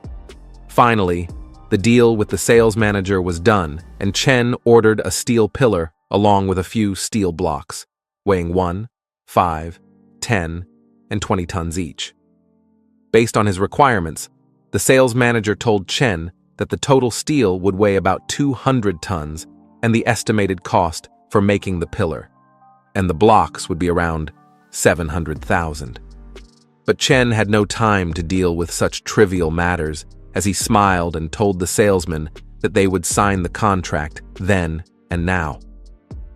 the scene shifts to the next morning, where Chen came to the makeshift dock of the company, where the boat's secretary told him that the whole area was his warehouse, and he can do anything he wants in there. Chen ordered the secretary to go away, while wondering that he still had a long way to go. He decided to use the steel pillar for marking his training ground. He knew that the maximum evolution points that he can get for the iguana was actually 100 per day, and compared to the lizard's progress, his body was way too slow. Meanwhile, we have a look at the crime scene where Chen defeated all the boat dealers. These people were all big shots from the underworld, and the police was actually trying to catch them from a long while. But a strange man has did their job instead, and the officer had also found another pile of bodies at the sea too, with a broken motorboat. Meanwhile, inside the company, the secretary told Chen that the company has no work every day, and everyone is just playing around. The secretary was in the favor of doing some advertisement, but Chen told her while having a massage at the costly chair that they should wait for a rich fish to bite. The lady was not so confident at this answer of our boy, wondering if anyone would come to them if they do not advertise themselves. But just then, the main office door started getting slammed by a lady, and the receptionist told Chen that someone was there to see him because they have got a business deal to discuss. Even the secretary was shocked to see how right our boy actually was, and the baffled expression was easily visible on her face. We see that along with the lady, a strange man came inside the office asking Chen about where Zhang was, but Chen informed the man that he and his people are all under him now. The man was impressed by the audacity of Chen for controlling Zhang. He introduced himself as Wang, and Chen offered him a good seat so that they can sit down and talk. And the secretary got away from the matters, telling them that she will make some tea instead. Wang came straight up to the point, telling Chen that he knows the location of a centuries-old sunken ship, which is worth at least tens of millions, and the man needed the help of Chen to take the goods out so that he can sell the items. Chen wanted them to decide the split beforehand, and Wang wanted the split to be 70 and 30, which was the rate even with international teams. But Chen was smart, telling Wang that if he needed international rates, then he should have hired an international team. Chen came straight to the point, telling Wang that the split should be 50-50, otherwise the deal is off. This felt like a stab straight into Wang's heart, but he knew that private salvage is impossible with such an ancient ship, and Chen's company was his only shot. Chen also assured the man that his work will be done really fast, and if he was not so trusting, he should come to the dock and see for himself. But Wang liked the confidence of our boy, telling him that the deal was done, and the next morning, they should get to work. Meanwhile, the scene shifts to the deputy police office, where the man was scratching his head due to all the evidences he had got. All the exaggerated claw marks and teeth signs were signifying towards a fairly dangerous creature, but he was not able to understand about what type of species it was. The man immediately sent a mail to the higher-ups, demanding further investigation about this matter. As the scene shifts back to the warehouse, where Chen has brought the secretary to the steel pillar which he had brought. When the secretary asked our boy to explain what it was, we come to know that it was some kind of a stabilizer, which can stabilizes the waters and holds back the sea dragon kings, which are ferocious monsters coming at the docks. But just making this thing had cost a fortune to our boy, and all his money just flew away, with only a few $100,000 left. As the scene shifts, we come to the garden complex, where the secretary got off. She was going straight up onto her house, but she turned around and asked our boy to come upstairs and have some water at least. But Chen calmly declined this offer, telling the lady that he had something else to do for now. But just then, the lady remembered that whatever she did was a really bold move, because even her underwear and all the night clothes were still lying around inside the house, and it would have been pretty embarrassing. Meanwhile, Chen was thinking that he should train some more, because at the dinner earlier in the office, he accidentally snapped his chopsticks due to his immense strength. He knew that he still needed to practice controlling his strength, and training was the key. He had to achieve perfect mastery to use all of his powers. Even when Chen's aura shield can now cover up to 30 meters and he can sense every movement of wind and grass around him, it was still not enough. He needed refinement even more than before. The scene shifts to 3 days later, where we see that the iguana was actually having a hearty meal, gaining plus 210 evolution points and 21 constitution points. Chen gained the mind control once again, realizing that the ship of Wang was slowing down near the middle of the sea. Chen canceled the mind control, asking Wang about when they should start. Knowing that the work was going to happen tonight, Chen started working out so that he can gain some more aura control experience, along with aura enhancement and strength multiplier. But Wang suddenly called during the night, wondering about where the crew of Chen was. But as there was no crew to begin with, Chen lied that the crew was already underwater and they just need the location of the ship. Wang informed Chen that the ship was 200 meters to the left of his cargo, about 700 or 800 meters deep. And finally, Chen started scouting the area while controlling the sea creature. The water pressure inside was making him uncomfortable even after gaining so much strength. But as the creature scouted the area thoroughly, there was not even a single sign of the ship below. Even when Wang was a little surprised by how fast Chen had scanned through all the areas, he told his secretary to look for the exact coordinates, and the man told Wang that after hundreds of years, the location of the ship might have shifted due to the water pressure. The secretary calculated the new location, telling Chen to move a kilometer east from where he was, and as the iguana did so, along with the power of the senses and the insane speeds that the creature has got, Chen was finally able to get the sunken ship and made it to the surface without much problem.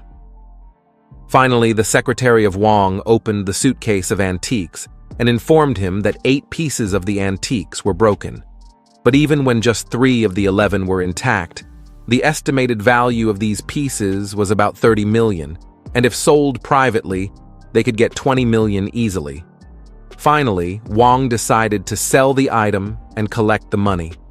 Just a few days later, Wang informed Chen that the total amount of the antiques came over 23 million, and each person was going to get 11.5 million for their work.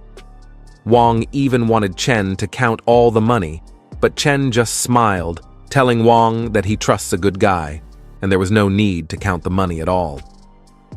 Wang was again impressed by this kind gesture of our boy, promising him to contact him the next time he had any info on a sunken ship. Finally, Chen was happy that his money problem was solved, but still, inside his mind, a thought lingered about his strength, which was still too weak. He knew that he needed to train to the point where sniper bullets and grenades won't affect him. But it was something which he will have to practice eventually. It was the next day at the industry where the receptionist told Chen that someone has submitted a resume for work. But as Chen looked at the letter which they got, he immediately realized that it was just a scammer. The receptionist asked our boy about what he had been doing since the last few days, and Chen informed the lady that he had a big project and made a few millions from it. The lady was actually impressed by our boy, and looking at that, even Chen thought that he would treat the lady after the day was done. Meanwhile, another lady worker from behind was listening to everything, thinking that working inside this new office was actually really awesome, and even the salary was good. She wondered about if she was actually developing some kinds of feeling for our boy. But the scene shifts, and we come to the same restaurant once again, where the ladies were enjoying their costly food, and Chen was gladly talking to them and laughing around. Chen was having a meal when a man approached him and introduced himself as Li Tian, the deputy general manager of Tian Hong Group and a friend of Wang. Chen was a bit surprised by the sudden introduction, but manager Li quickly got to the point. He wanted to go fishing in the sea and asked if Chen would be interested in working together. Chen, always open to a good business opportunity, replied that as long as it was profitable, he was interested. He then invited Manager Lee to visit his company the next day to discuss further. A woman accompanying Chen handed Manager Lee a business card. He took it and assured them he would see them tomorrow. As Manager Lee walked away, the woman commented that she didn't expect him to be so young. Another person in the group asked if his company was really that big. The woman nodded and explained that their chairman was worth tens of billions, even richer than the richest man they knew. Since Manager Lee had the same surname as the chairman of Tianhong Group, he might even be related to him.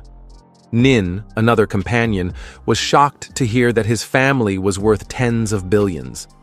Even Chen's secretary was amazed, never imagining she would casually meet the son of such a wealthy man while having a meal.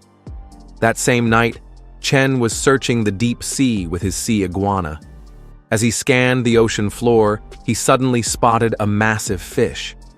He was surprised by the coincidence.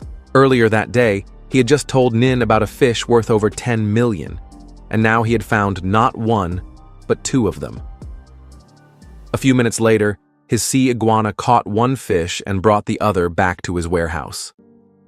Looking at the fish, Chen thought it was incredible that something so valuable had such an ordinary taste.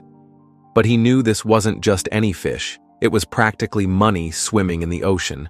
Now, he just needed to find a buyer. The next morning, Chen was training his boxing while lifting 2-ton dumbbells when his secretary called him. She told him that young Master Lee had been waiting for him at the office for a while. Chen put down the weights and said he would be there in a few minutes. When he arrived at his office, the meeting began. Manager Lee told Chen that he had found the exact location of a shipwreck. Curious, Chen asked why someone as wealthy as young Master Lee would be interested in shipwrecks. Manager Lee simply replied that no one ever thinks they have too much money. They discussed the details of the shipwreck, including the potential value of the treasure on board. Chen suggested splitting the profits 50-50 once they retrieved the goods, and Manager Lee agreed without hesitation. His easy acceptance made Chen a little suspicious. It was clear that he wasn't just after the treasure. He had another reason for wanting to explore the shipwreck. However, Chen decided not to ask and changed the topic. He asked Manager Lee if he knew anyone who owned a high-end seafood restaurant because he had a 4-meter bluefin tuna. Manager Lee was impressed and said that he did know someone who ran a seafood restaurant. He suggested they have lunch there and he would introduce him to the owner. Later, after meeting with the restaurant owner, they went to Chen's warehouse to see the fish. The owner stepped out of his car and rushed inside, eager to check it. Chen chuckled and told him not to rush since the fish was right there. One of the workers examined the fish and confirmed that it was top quality, meeting the highest standards. The restaurant owner was thrilled and offered a flat price of 7 million, saying they were all friends. Chen agreed, thinking the price was fair. His secretary was in shock, finding it unbelievable that a single fish could sell for 7 million. With the money from the sale, Chen decided to treat himself. He went to the Marriott International Shopping Mall with his secretary, telling her that since they had made a great profit, it was time to splurge a little. The secretary was amazed when they arrived. The mall was home to the world's top luxury brands. Chen started shopping, buying expensive items without hesitation. Watching him, the secretary thought this was the definition of luxury. The mall staff were delighted, seeing him as a big spender. After finishing his shopping, Chen returned to his warehouse and moved all his purchases inside. The secretary was stunned by how much he had spent. She pointed out that even his watch alone cost 2 million, and the gifts he bought for her were probably over 2 million as well. Chen only smiled and told her that he was planning to buy a villa next. When she asked if he was serious, he explained that he wanted something big and spacious in a quiet location. and a price around 30 million should be fine. After the secretary left for home, Chen connected himself to his sea iguana. As he explored the deep ocean, he spotted two massive submarines passing by. He watched them for a moment but then turned away in disappointment, thinking that he wasn't strong enough yet. If he were, he would have destroyed those submarines with ease while roaming the depths. Chen noticed a large sea cave. At the entrance, deep claw marks were etched into the rock, a clear sign that something dangerous lurked inside. Realizing it wasn't worth the risk, he decided to leave it alone. However, the creature inside the cave, a giant crab, sensed the presence of the sea iguana. The massive creature crawled out and lunged at the creature, launching a fierce attack. Chen reacted instantly, maneuvering at incredible speed to dodge the attack. He smirked, telling the creature not to think he was an easy target. As he observed its strength, he quickly realized that this crab was far more powerful than the mutated ribbon fish he had previously encountered. The monster struck again, swinging its giant claws with devastating force, each blow carrying more than 10 tons of power. But the sea iguana was too fast, dodging every attack. Now, it was Chen's turn to strike. He avoided the crab's claws and, focusing his internal energy, delivered a full-force hit to the creature's main body. The impact was instant and brutal. The crab died immediately. Looking at its enormous body, Chen knew that this wasn't something he could consume all at once. He would have to absorb it slowly. While the sea iguana started devouring the giant crab, Chen turned his attention to researching unusual marine phenomena. He had encountered too many giant creatures lately. First the ribbon fish, then the triggerfish, and now this crab. Something was definitely changing in the world's oceans. He came across a disturbing report that a nuclear submarine had disappeared at a depth of 600 meters in the Pacific. The report stated that it had been attacked by an unknown giant sea creature. Digging deeper, Chen found another case where a nuclear submarine in the Arctic had collided with an underwater iceberg, killing all 127 crew members. He realized that over the past 2 years, the deeper waters held stronger and more mysterious creatures. While he pondered this, his sea iguana continued consuming the giant crab. Suddenly, a system notification popped up, informing him that he had gained 280 evolution points and an equal boost in his base body stats. After finishing the meal, Chen noticed a significant change that his sea iguana had grown to 18 meters in length, and his own physical attributes had skyrocketed. His bone structure, muscle strength, and overall endurance had reached a completely new level. To test his strength, he practiced his boxing on an iron pillar. Surprisingly, even after delivering heavy punches, he felt no pain. Realizing how much his body had evolved, he concluded that even a handgun would barely leave a scratch on him. Ordinary bullets would be useless against his new level of endurance. The next day, Chen decided to visit a bookstore. With all the strange changes happening in the world, he believed that continuous learning was the key to staying ahead.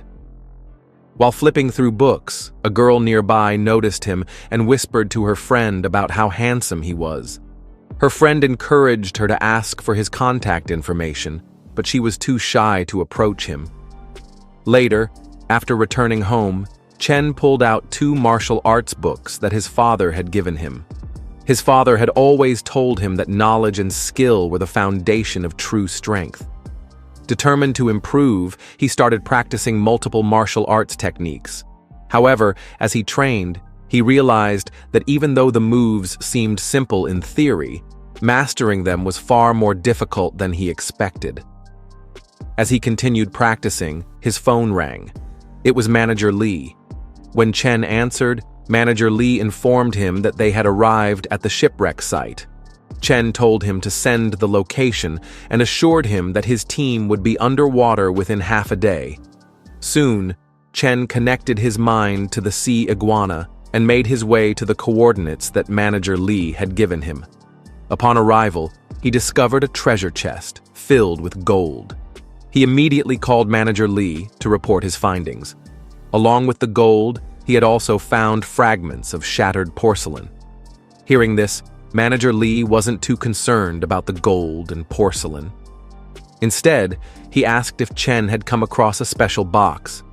He explained that as long as that box was found, Chen could keep everything else from the shipwreck.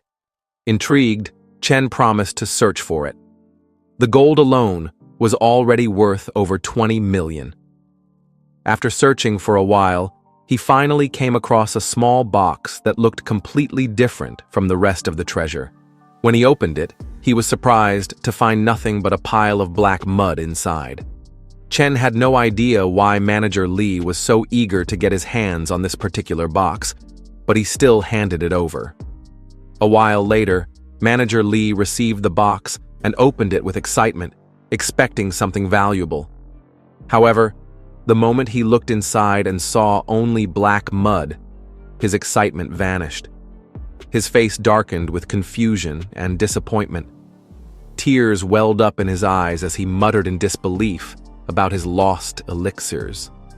Those precious elixirs were supposed to be inside the box, yet all he found was worthless mud.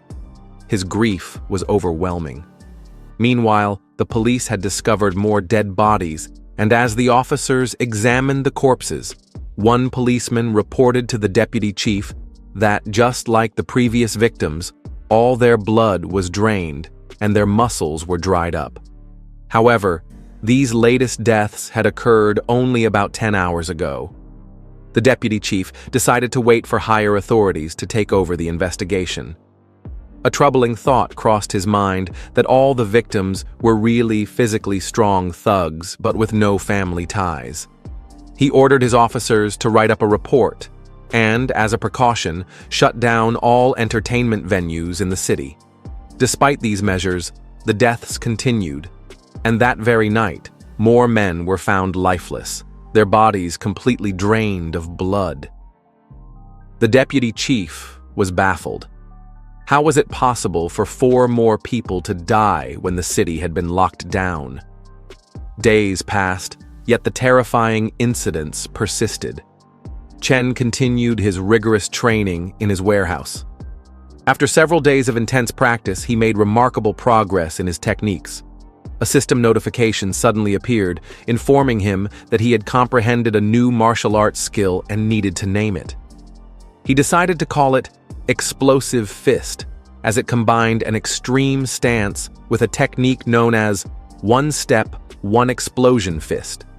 At the same time, a fishing boat was deep in the sea, hunting for a large school of fish. The owner of the boat was ecstatic as he had finally caught the fish he had been chasing for so long. However, he remained cautious since his investment was enormous. Each fishing net cost millions, and a single mistake could result in devastating losses. Suddenly, alarms blared across the deck. A crew member shouted in panic, reporting that a hole had appeared in the middle of the net, allowing the fish to escape. Shocked, the owner ordered them to pull the net up immediately. A few minutes later, another crew member reported that the detectors showed nothing unusual, yet the net refused to budge. Unknown to them, Chen's sea iguana was inside the net. With a single bite, the massive creature devoured dozens of fish. Connected to the sea iguana's mind, Chen felt immense satisfaction at the unexpected feast. He had no fear of being detected, knowing that his water affinity ability rendered him invisible to sonar.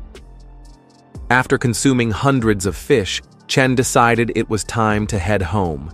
As the sea iguana swam away, the fishermen finally retrieved their net, only to find a massive hole. The devastated owner fell to his knees, crying over his losses. He couldn't comprehend what kind of monstrous force had ruined his catch. That evening, as Chen rested by the dock, his phone rang, and it was Manager Lee. When Chen picked up, Manager Lee informed him that he was returning to the city, and, as a token of gratitude, wanted to take Chen to a special place that night. Chen chuckled and agreed, intrigued by the invitation. Later that night, Chen arrived at the elegant pavilion with manager Li. A beautiful woman, dressed in traditional Chinese clothing, greeted them at the entrance. As they walked inside, manager Li inquired whether the special hall had been booked.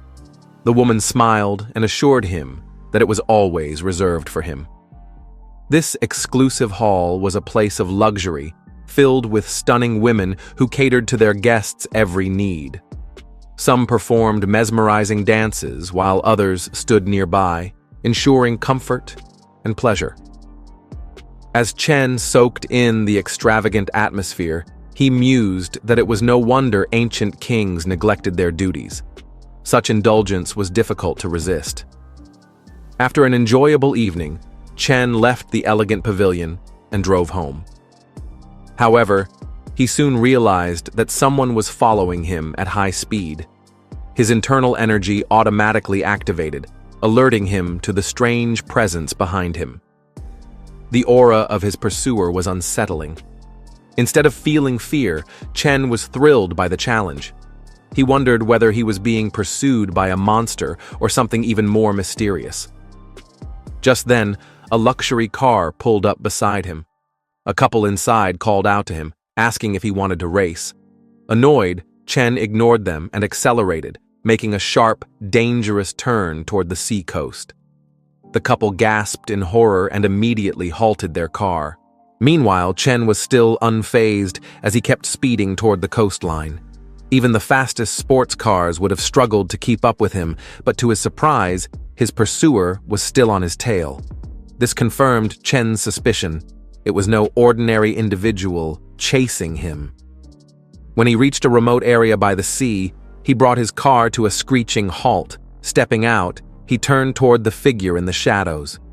With a calm yet commanding voice, he called out, "I know you're there. If you're not here to cause trouble, then show yourself."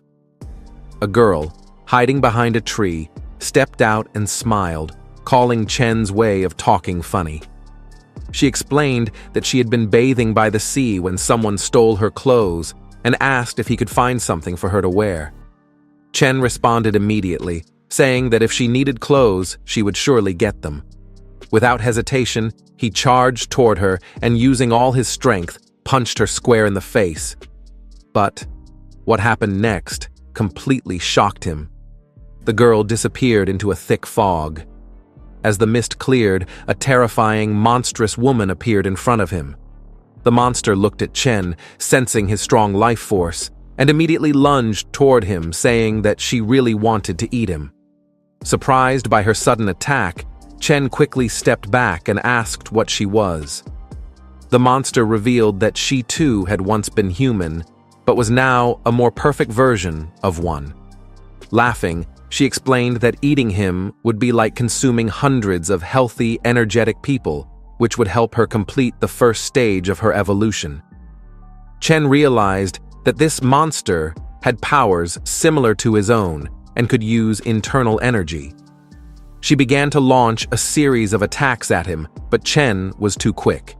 He dodged all of her strikes, his speed and agility allowing him to stay one step ahead. As he moved around her with incredible swiftness, he got behind the monster and taunted her, saying that if she truly wanted to eat him, she would need to be strong enough to catch him first. The monster, surprised by his speed, had no time to react before Chen struck her. Using his internal energy, Chen focused all his power into a single punch. The force of the blow shattered the ground around them, and the monster was sent flying back. She crashed hard onto the ground, heavily injured, and struggled to understand how it was possible for someone who didn't seem to have the aura of an awakened being to have such strength. She thought that despite her power, she hadn't been able to defeat him.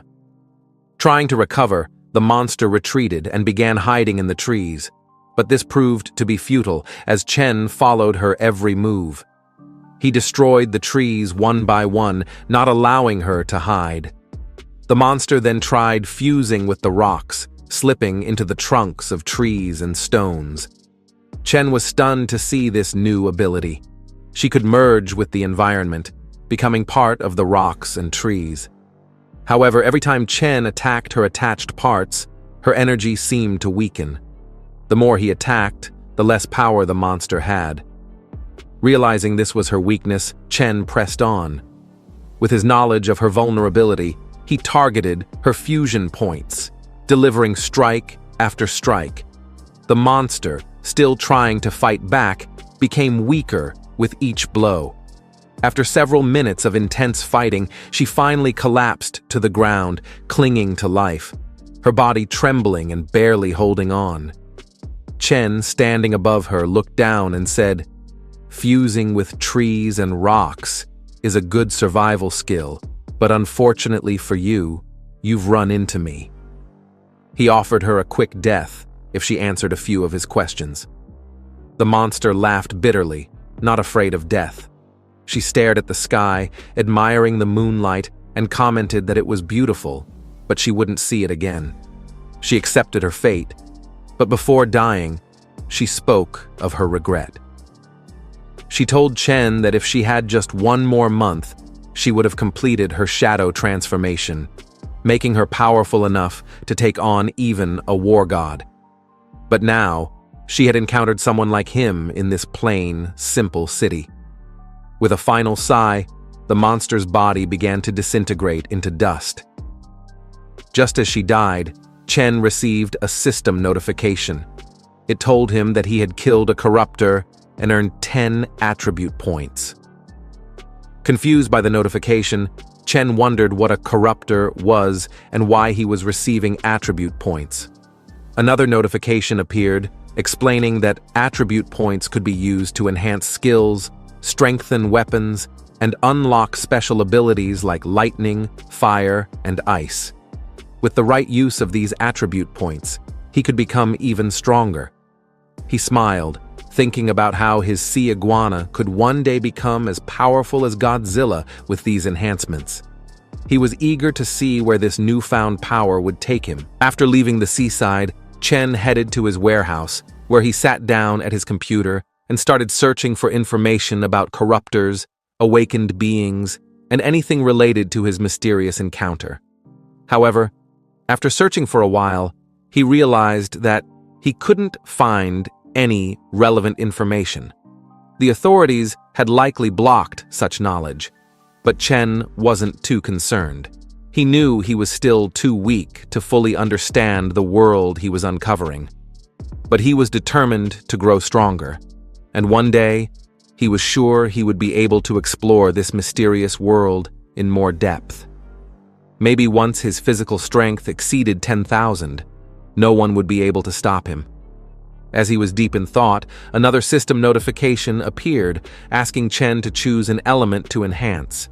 The options included wind, fire, water, earth, lightning, light, and dark. Since his current physique was still insufficient, only a basic element could be enhanced. After considering his options, Chen immediately chose lightning, as he had decided beforehand. Using his attribute points, Chen unlocked lightning mastery and also gained a mental stat. Excited to test his new power, he quickly checked it out, but found that he could only create small sparks of thunder between his fingers. He quickly checked his status window. He was currently at level 1 with 465 physique points and 57 mental control points. His techniques included external Kai and Chi sense, both at the beginner level.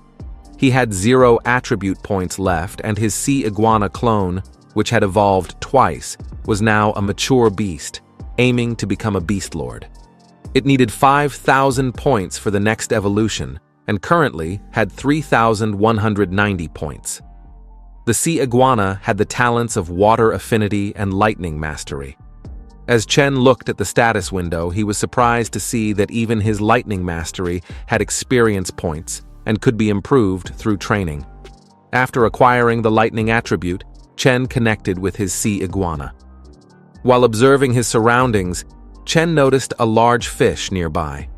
The sea iguana immediately attacked the fish, and its attack included a lightning strike. the fish died instantly from the electric shock. It turned out to be another mutated sea beast, just as dangerous as the giant spider he had encountered before. After consuming the fish, the sea iguana gained 980 evolution points. Chen was amazed to see that the sea iguana's lightning mastery was now stronger than his own. Meanwhile, at the city airport, the deputy chief of police was meeting two agents from the Special Affairs Bureau. The first agent, dressed in a black suit, introduced himself as Huang Junfeng and thanked the deputy chief for his cooperation. The second agent, dressed in a white suit, introduced himself as Nangong Jian, the lead investigator for Case 907. He asked the deputy chief to show them the body. The deputy chief led them to the mortuary where they viewed the body of a man who had died the night before. This death was the only one found recently, but 4 people had mysteriously died each night for the past 4 days. The man in the black suit used a spiritual aura and directed it at the corpse. A monster's aura, the one responsible for killing the man, appeared. The deputy chief was shocked to see it. However, before they could learn more, the aura disappeared. The man in the white suit then told the deputy chief that the killer was now dead, which surprised the man in the black suit. Back at his warehouse, Chen was practicing his techniques, but felt uneasy. His power was growing too quickly and he couldn't control it. He was worried that if he wasn't careful, he might accidentally harm someone. Later that evening, after dropping off an employee, she invited him upstairs for tea. Chen hesitated and declined, saying he had plans. However, he was too afraid to visit her house, worried that he might break her furniture or even hurt her by accident. He still struggled to control his new abilities. The next day, after reflecting on everything, Chen decided to buy a villa. A broker showed him a large property with a 560 square meter main building, a 70 square meter front yard, a 200 square meter backyard, and an 80 square meter pool hall. The broker told him the total price, including furniture worth over $1 million, was $34 million. Chen offered $25 million and said he would buy the villa outright. Just as he was about to transfer the money, his phone rang. It was a call for help. Someone had spotted a monster nearby, and they needed his assistance. Chen was surprised by the call, but quickly decided to respond. At the same time, the 2 special agents were on the rooftop of a building, watching the city below. The man in the black suit told the man in the white suit that there had been no unusual activity since the previous night, meaning the corruptor was likely dead. However, he found it strange because the creature they had been dealing with was no ordinary monster. It was a formidable being, one that normal people couldn't handle. The man in the black suit turned to his companion, a tall figure in a pristine white suit, and asked if they should stay and investigate. The city buzzed with activity, a stark contrast to the eerie silence of their mission. He suggested they take a look around, maybe find something useful. The man in the white suit shook his head, saying it would be better to use the time to train. If he didn't, when the apocalypse came, he would be nothing more than cannon fodder. Frowning, the man in black asked what he meant by an apocalypse. His companion's expression grew grave as he explained that their professor had predicted the next spatial fluctuation would be 10 times stronger than it was 20 years ago. If they didn't strengthen themselves, they would be completely powerless when that time came. The best way to repay the country that had nurtured them was by being prepared. Meanwhile, in the deep sea, Chen was conducting his own search.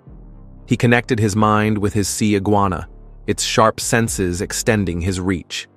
As he scoured the ocean floor, he finally discovered something valuable. However, in his excitement, he had stirred up too much sand, accidentally breaking a considerable amount of ancient porcelain. Frustrated but undeterred, he surfaced and made his way to a nearby cafe for some coffee. Sitting at a corner table, Chen pulled out his phone and began checking the internet for the estimated worth of the items he had recovered. A rush of excitement surged through him. He had struck gold. Among his finds was a Song Dynasty porcelain piece worth at least a few million, possibly even tens of millions. But his excitement was tempered by disappointment. If he had been more careful, if he hadn't broken so many, the entire collection could have been worth over 100 million. As he was deep in thought, a sudden commotion disrupted the peaceful atmosphere of the cafe. He looked up to see a waitress shouting at a black-haired customer, demanding to know what he had taken. The customer, wearing a smug expression, denied any wrongdoing, accusing the waitress of falsely blaming him. Then, with a twisted smile, he leaned closer to her, suggesting that since she was accusing him of grabbing something, maybe he should actually grab her instead. A nearby customer, an older man, stood up and called him shameless, stating that he had seen everything. The black-haired man turned to him smirking and told him that if he didn't like it, he should try hitting him. The waitress, clearly frightened, tried to back away, but the black-haired man reached for her arm. Chen's chair scraped against the floor as he abruptly stood up, his voice cutting through the tension as he said he had never met someone as arrogant as this man. The black-haired man chuckled, stating that Chen had met him now, and if he didn't like it, he should try hitting him. He spread his arms out, daring Chen to make a move. Sizing him up, Chen realized he was just another hot-blooded troublemaker who only knew how to talk big. Anger flared in his chest, but instead of lunging at him, he turned to the waitress and asked if the cafe had surveillance cameras. Catching on quickly, the waitress reached behind the counter and yanked the power cord, claiming the cameras were broken. A flicker of fear passed over the black-haired man's face. He had just lost his only defense. Before he could react, Chen moved in and delivered a single, powerful slap. The impact sent the man sprawling to the floor, unconscious. Shaking his head, Chen smirked at the absurdity of people still asking to be beaten up in this day and age. With that, he turned and walked out of the cafe, heading back to his warehouse. There, he stretched out on his sofa and began practicing his newly acquired lightning ability.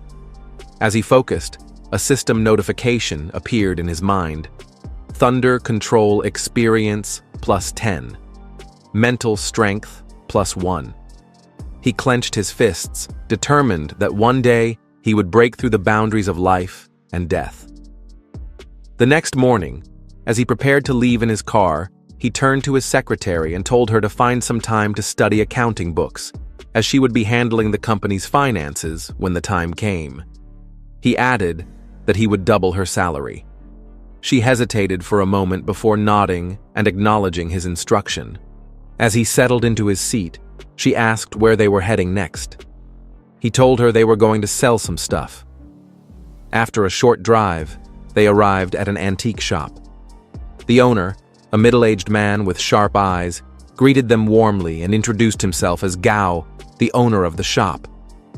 Chen gestured toward his secretary, who held a suitcase and said he needed an appraisal. Gao led them upstairs to a more private space, where Chen opened the suitcase, revealing a single, exquisite porcelain plate. Gao studied it closely, noting the faint scent of seawater. His sharp gaze flickered back to Chen as he commented on the plate being salvaged recently. Chen chuckled, admitting that Gao was very perceptive.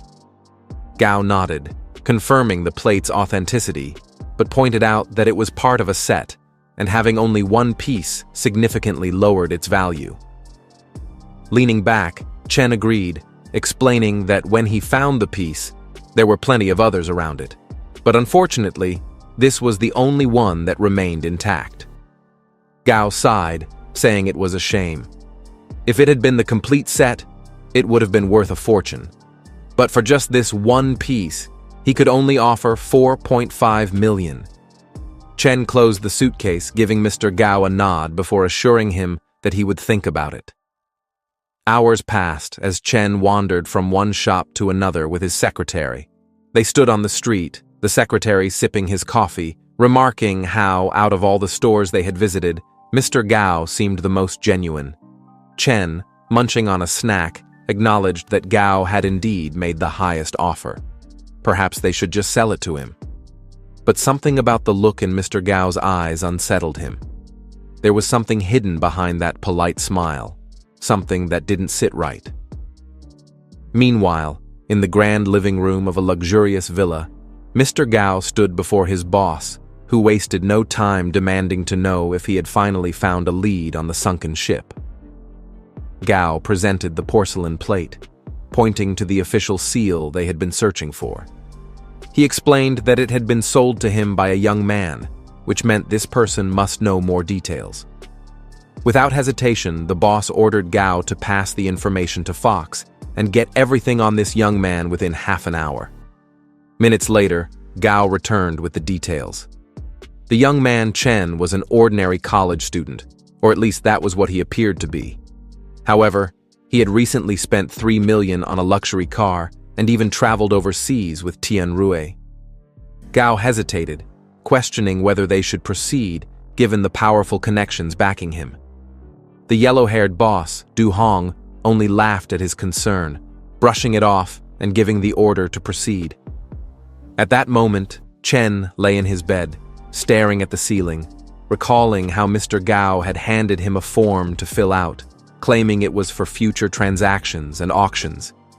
He had written down his details without much thought, but now something about the whole deal felt too easy. The transaction had gone too smoothly. Mr. Gao was hiding something, but Chen pushed the thought aside, hoping nothing unusual would happen. The next morning, as he stepped into the elevator, he realized that nothing had happened the previous night. Perhaps he had been overthinking. He decided to forget about it and head to school. But he started pondering about how his body had changed since absorbing the sea python, increasing his strength and muscle density to nearly 60 times that of an average person. His thoughts were interrupted. The elevator arrived at the ground floor, and as soon as he stepped out, a hooded man grabbed him from behind, a low voice warning him not to move or make a sound. The cold press of a gun against his back left no room for argument. The thug demanded he follow, and Chen complied. The car was waiting just outside, another man in the driver's seat. As they sped away, Chen asked where they were taking him, insisting he had never offended them. The driver merely responded that he was going to meet someone and advised him not to try anything foolish. The ride was silent after that, and they arrived at an abandoned warehouse. The air smelled of rust and oil, and shadows loomed in the dimly lit space. Several other men stood inside, along with their boss, waiting impatiently. As the thugs pushed Chen forward, one of them reported that they had brought him as ordered. The boss, glaring at him, let out an irritated growl, complaining that he had been kept waiting all night. Chen observed the man before him, and with a smirk, he casually asked why it was just them. The shift in his demeanor sent a wave of unease through the room.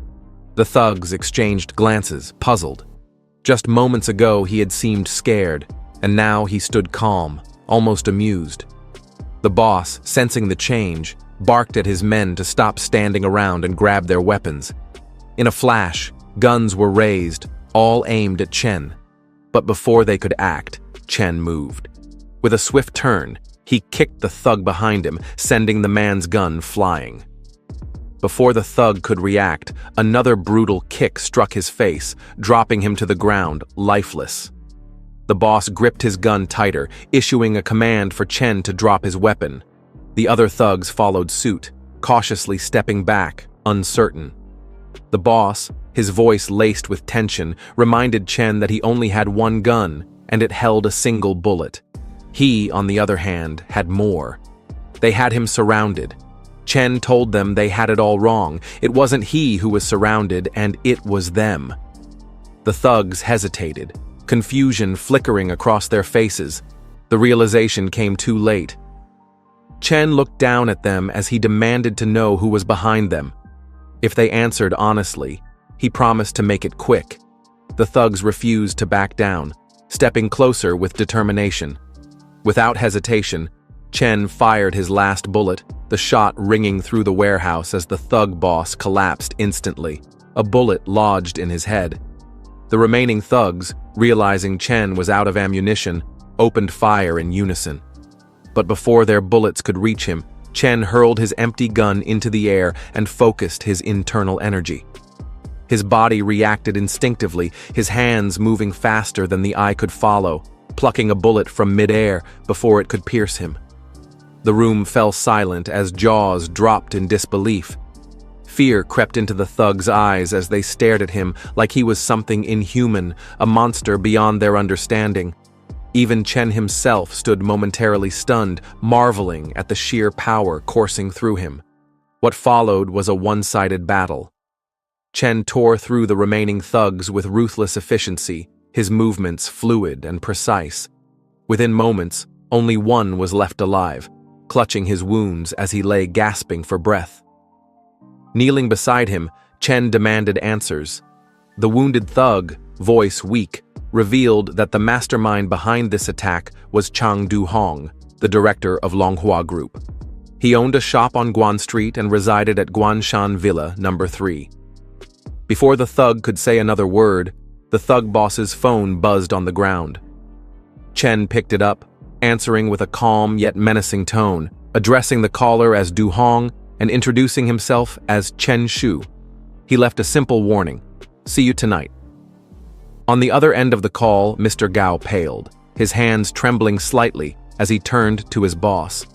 He informed Du-hong that Chen was far more dangerous than they had anticipated. Du-hong, unfazed, merely chuckled and instructed Gao to prepare. If Chen dared to come, they would be ready for him. With Du-hong's address in hand, Chen sprinted toward his target. His speed defied logic, outrunning even the fastest vehicles. Meanwhile, Du-hong's villa transformed into a fortress. Dozens of gunmen patrolled the perimeter, security heightened to an extreme. Inside the lavish office, 3 bodyguards stood beside Du-hong as he sat in his leather chair. Hours passed, and eventually Gao questioned whether Chen had gotten cold feet. Du-hong leaned back, smirking. The young man had taken down 7 armed men single-handedly. That was not something an ordinary person could do. Yet, Du-hong was confident. He had a dozen gunmen stationed outside and even more loyal subordinates ready to fight. It was time to see just how bold this so-called threat truly was. Before he could say another word, the entire villa plunged into darkness. The sudden power outage sent waves of panic through the guards. Commands were shouted into radios, demanding that backup generators be activated. But before that could happen, reports flooded in. The CCTV cameras at the main gate had gone down, followed by the front door surveillance. The tension in the air thickened as realization dawned on them. Chen was already inside. Fear crept into Du-hong's voice as he ordered his men to shoot on sight. Outside, the chaos unfolded silently. One by one, Chen dispatched the guards, moving unseen through the shadows of the hallway and the garden. The last thing they saw before blacking out was a blur of movement, too fast to comprehend. With the path clear, Chen reached Du-hong's office door and slammed his fist against it. The impact sent a shudder through the wood. Inside, the bodyguards steadied their weapons, aiming at the door. The tension reached its peak as, with a single kick, Chen broke through. Without hesitation, Du-hong ordered his men to fire, but before their fingers could squeeze the triggers, Chen moved. In the blink of an eye, he closed the distance, knocking the first bodyguard unconscious before the others could react. The remaining guards barely had time to register what had happened before they, too, were struck down. With nothing standing between them now, Du-hong stared at Chen, his breath unsteady. There was only fear in his eyes. He asked if Chen was awakened, his voice trembling. Desperation laced his words as he tried to negotiate, offering 500 million in exchange for his and Gao's lives. Chen smiled, amused by the offer, but rejected it. After eliminating everyone else, he had no intention of leaving the two of them alive. Still, he had questions. He demanded to know about those who had awakened. If they told him everything, he would ensure their deaths were swift and painless. Du Hong, knowing he had no choice, finally began to speak. He recounted an event from 1999 in Tiger Mountain Town, a violent battle over territory that ended in an unimaginable disaster. A man covered in flames had descended from the sky, reducing the entire town to nothing but ashes in an instant. By the next day, the site had transformed into a massive lake, later named Sunken Lake by the authorities. Hearing this, Chen felt a chill run down his spine. The power of awakened individuals was beyond anything he had imagined. As he stood lost in thought, Du Hong made his last, desperate move.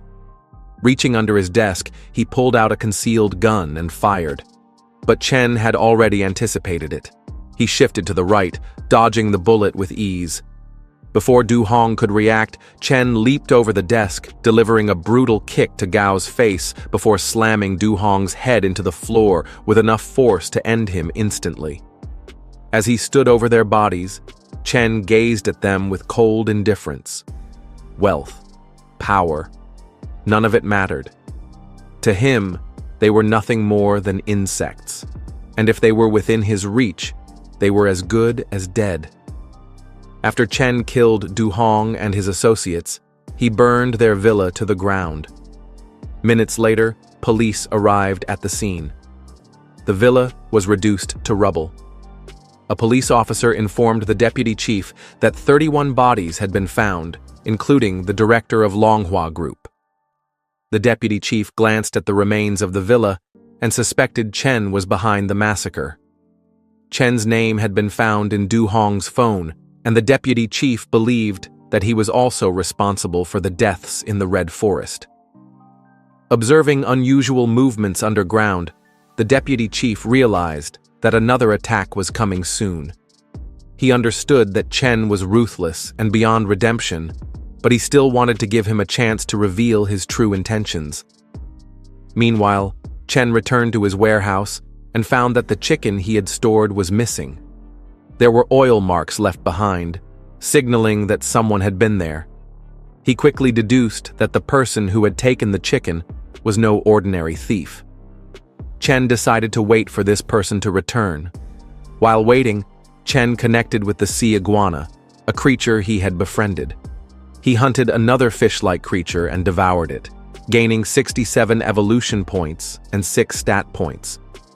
Chen noted that there were more such creatures deeper in the sea, so he decided to investigate further. At a depth of 1,200 meters below the surface, Chen discovered an underwater volcano. However, the pressure was becoming difficult to handle, so he decided to return to the surface. The next day, as Chen waited in the warehouse, a person with a shopping bag appeared, sneaking behind a wall. Chen's instincts told him this person was important, and he wasn't about to let him escape. As the figure turned his back to Chen, he charged forward with full force and punched him.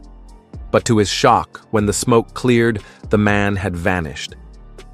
Chen was puzzled. What had just happened? Could it be a dimensional rift or some sort of path to another world? As he thought about it, the ground beneath him suddenly turned blue. A system notification appeared, warning him that his body was being corrupted by polluted energy. However, the system also mentioned that his body was strong enough to resist it, for now. Chen ignored the warning, too excited by the dimensional rift to pay attention. He stepped through the rift and entered a new dimension. On the other side, he saw a door with something standing outside. As he approached, a green humanoid monster with a squid-like head jumped toward him.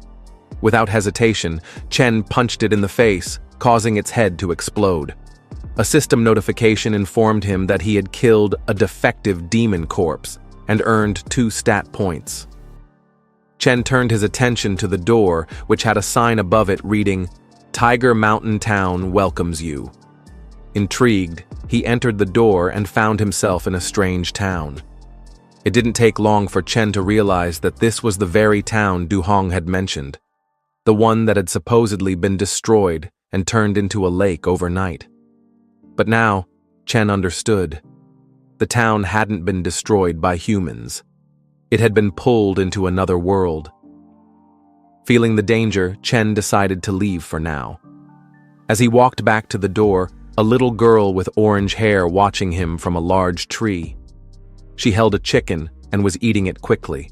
Returning through the dimensional rift, Chen used the 2 stat points he had earned from killing the monster to strengthen his ability to control electricity. A system notification confirmed that his stats had been upgraded, and he had gained experience and spirit. When Chen returned to his world, he quickly searched for information on Tiger Mountain Town. What he found shocked him. Over 30,000 people had disappeared when the town was pulled into another world. Chen couldn't help but wonder what would happen if all of those people became monsters. He imagined how many stat points he could earn from them. Chen took out his phone and called manager Lee. He asked if Lee could help him find out where the displaced people from Tiger Mountain Town had ended up. Manager Lee promised to look into it and get back to him the next day. The next day, Chen visited the steel company where he had previously ordered a large pillar and dumbbells. He asked the manager to build him a small steel house and a large, durable 2-meter-long knife for decoration. The steel manager was shocked by the request, telling Chen that making such a large knife was difficult because of regulations. Chen laughed and joked that no one would be able to carry a 60-kilogram knife around and cause trouble. Left with no choice, the manager agreed to make the knife. As Chen thought about it, he realized that a knife might not be enough protection against the strange demon corpses he might encounter. He quickly ordered a set of armor as well. Afterward, Chen met with manager Lee at the hotel. Lee told Chen that there were many conflicting reports about the survivors of Tiger Mountain Town. The authorities said the matter was settled, but when Lee looked into it, he couldn't find any useful information. Chen confirmed that over 30,000 people had been buried, and Lee drove home, thinking about the strange disappearance. Later, Chen connected with the sea iguana and went hunting. He caught over 40 mutated tiger-headed fish and ate them all in one go. He was now only 300 evolution points short of evolving to the next level. The next day, Chen visited a villa he had seen earlier and decided to buy it. The salesman introduced him to a girl who was the owner. The girl complimented Chen for his good taste, but Chen got straight to the point and offered her $20 million in cash. The girl was stunned by the amount and agreed to sell the villa. After the purchase, Chen returned to his warehouse, connected with the sea iguana, and went hunting again. This time, he ventured 1,500 meters below the surface. During his hunt, he gained 300 evolution points. A system notification informed Chen that he had reached the maximum evolution points for his current stage and asked if he wanted to evolve. Chen eagerly accepted the evolution. As the evolution began, the sea iguana's body became enveloped in internal energy. When the process was complete, Chen checked his own internal energy and found it had significantly increased. He could now hear the movement of ants from 100 meters away and even hear a security guard complaining about his life from 300 meters. Chen's strength and speed had doubled, and his agility remained unchanged. He had leveled up to Earth tier, with his constitution reaching 1,000 and his spirit increasing to 200. Suddenly, another system notification appeared. It told Chen that he now had 2 new talents: affinity for water and electric fire breathing, which gave him control over electricity. Chen was surprised by the electric fire breathing talent, but he quickly realized that it was likely a result of eating the mutated tiger-headed fish. When Chen connected with his sea iguana, he was shocked to find that it had grown to 40 meters in length. No longer just an overgrown lizard, it was now as large as Godzilla. Chen decided to test his new electric fire-breathing ability. He shot flames from the sea iguana's mouth, but found that his internal energy was still too weak. The fire was not as powerful as he had hoped. While Chen was swimming near the surface of the sea, he noticed a pair of eyes watching him from a crack in the ocean floor. Without hesitation, he dove deeper and discovered a giant fish, even bigger than his sea iguana. This fish was enormous, and Chen knew that if he could eat it, he would become even stronger. He immediately attacked, using his sharp claws to grab the fish's mouth. With a single powerful strike, Chen split the fish's head open. After eating the tiger-headed fish, he gained over 2,000 evolution points and a significant amount of fiery energy. Chen then entered a cave, which was the territory of the massive fish he had just killed. As he explored the cave, he came across something that left him in awe. He found the skeleton of a sea monster that was at least 100 times larger than his sea iguana. What was even more terrifying was that the monster's skull was pierced by a massive metal nail. Chen felt a deep sense of fear that he couldn't explain, but his curiosity got the better of him. As he examined the skeleton, he noticed something inside its skull. Suddenly, his internal energy surged toward it. A system notification appeared, telling Chen that he had discovered an ancient factor, and asking if he wanted to absorb it. Chen was hesitant for a moment, but his curiosity won out. He chose to absorb the ancient factor, wondering what new power or abilities it might give him. Chen decided to absorb the ancient factor, and instantly, his Godzilla's body was engulfed by an immense amount of energy. A system notification appeared, telling Chen that he had absorbed the ancient power and was undergoing an extraordinary evolution. He was gaining the power of an ancient beast, Crimson Flame. Slowly, Godzilla began absorbing the energy of this crimson flame, and with each passing second, the flame grew stronger. Chen couldn't wait to test this new power. He opened Godzilla's mouth and shot a beam of crimson flame. The beam was so powerful that it obliterated an entire island in one blast. Chen stood in awe at the destructive power he had just unleashed. A few days later, the 2-meter sword and titanium alloy armor he had ordered arrived at his warehouse. The sword weighed 120 kilograms, which was the perfect weight for him, so he named it the Heavenly Sword. The titanium armor was also impressive, sturdy and efficient for combat. With his new equipment, Chen felt more powerful than ever. Chen decided to activate his detection technique. This ability, now enhanced by his evolution, allowed him to detect other beings. Through this technique, he realized that someone had been stealing his food. To his surprise, it was a little girl. He wondered if she was one of the survivors from Tiger Mountain Town who had special powers or perhaps a monster. Curious, Chen decided to follow her. His pursuit led him into a different dimension, the one where Tiger Mountain Town now existed. When he arrived, he saw hundreds of monsters standing outside the town's entrance. Chen figured the town was more active at night. Without giving the monsters a chance to react, he leaped forward and, with one powerful strike of his heavenly sword, killed one monster. A system notification came up, telling him that he had killed a demon corpse and gained 5 stat points. Chen immediately used those points to enhance his heavenly sword. The system asked him how he wanted to improve it. He could boost its durability, sharpness, armor-piercing ability, or damage against monsters, as well as its elemental strengths like fire, wind, or lightning. Chen decided to increase its durability by 3 points and its sharpness by 2 points. After improving his sword, Chen continued to fight. As he swung his sword again, an explosion of energy erupted from the battlefield, sending smoke everywhere. From the smoke emerged a huge monster with glowing red eyes. The monster was fast, but not fast enough for Chen. With one quick strike, he killed it. A new system notification popped up, informing him that he had killed a second-tier demon corpse and gained 10 attribute points. His armor had also been strengthened by 15 points, and he had gained a new shock-deflecting ability. Chen quickly used 5 of the attribute points to increase his armor's resilience, and the remaining 5 to enhance his sword's sharpness. While Chen was improving his abilities, more monsters began charging toward him at lightning speed.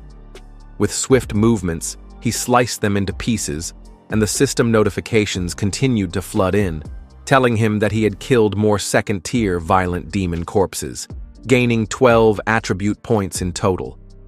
As Chen took a moment to breathe, he suddenly felt a dangerous presence behind him.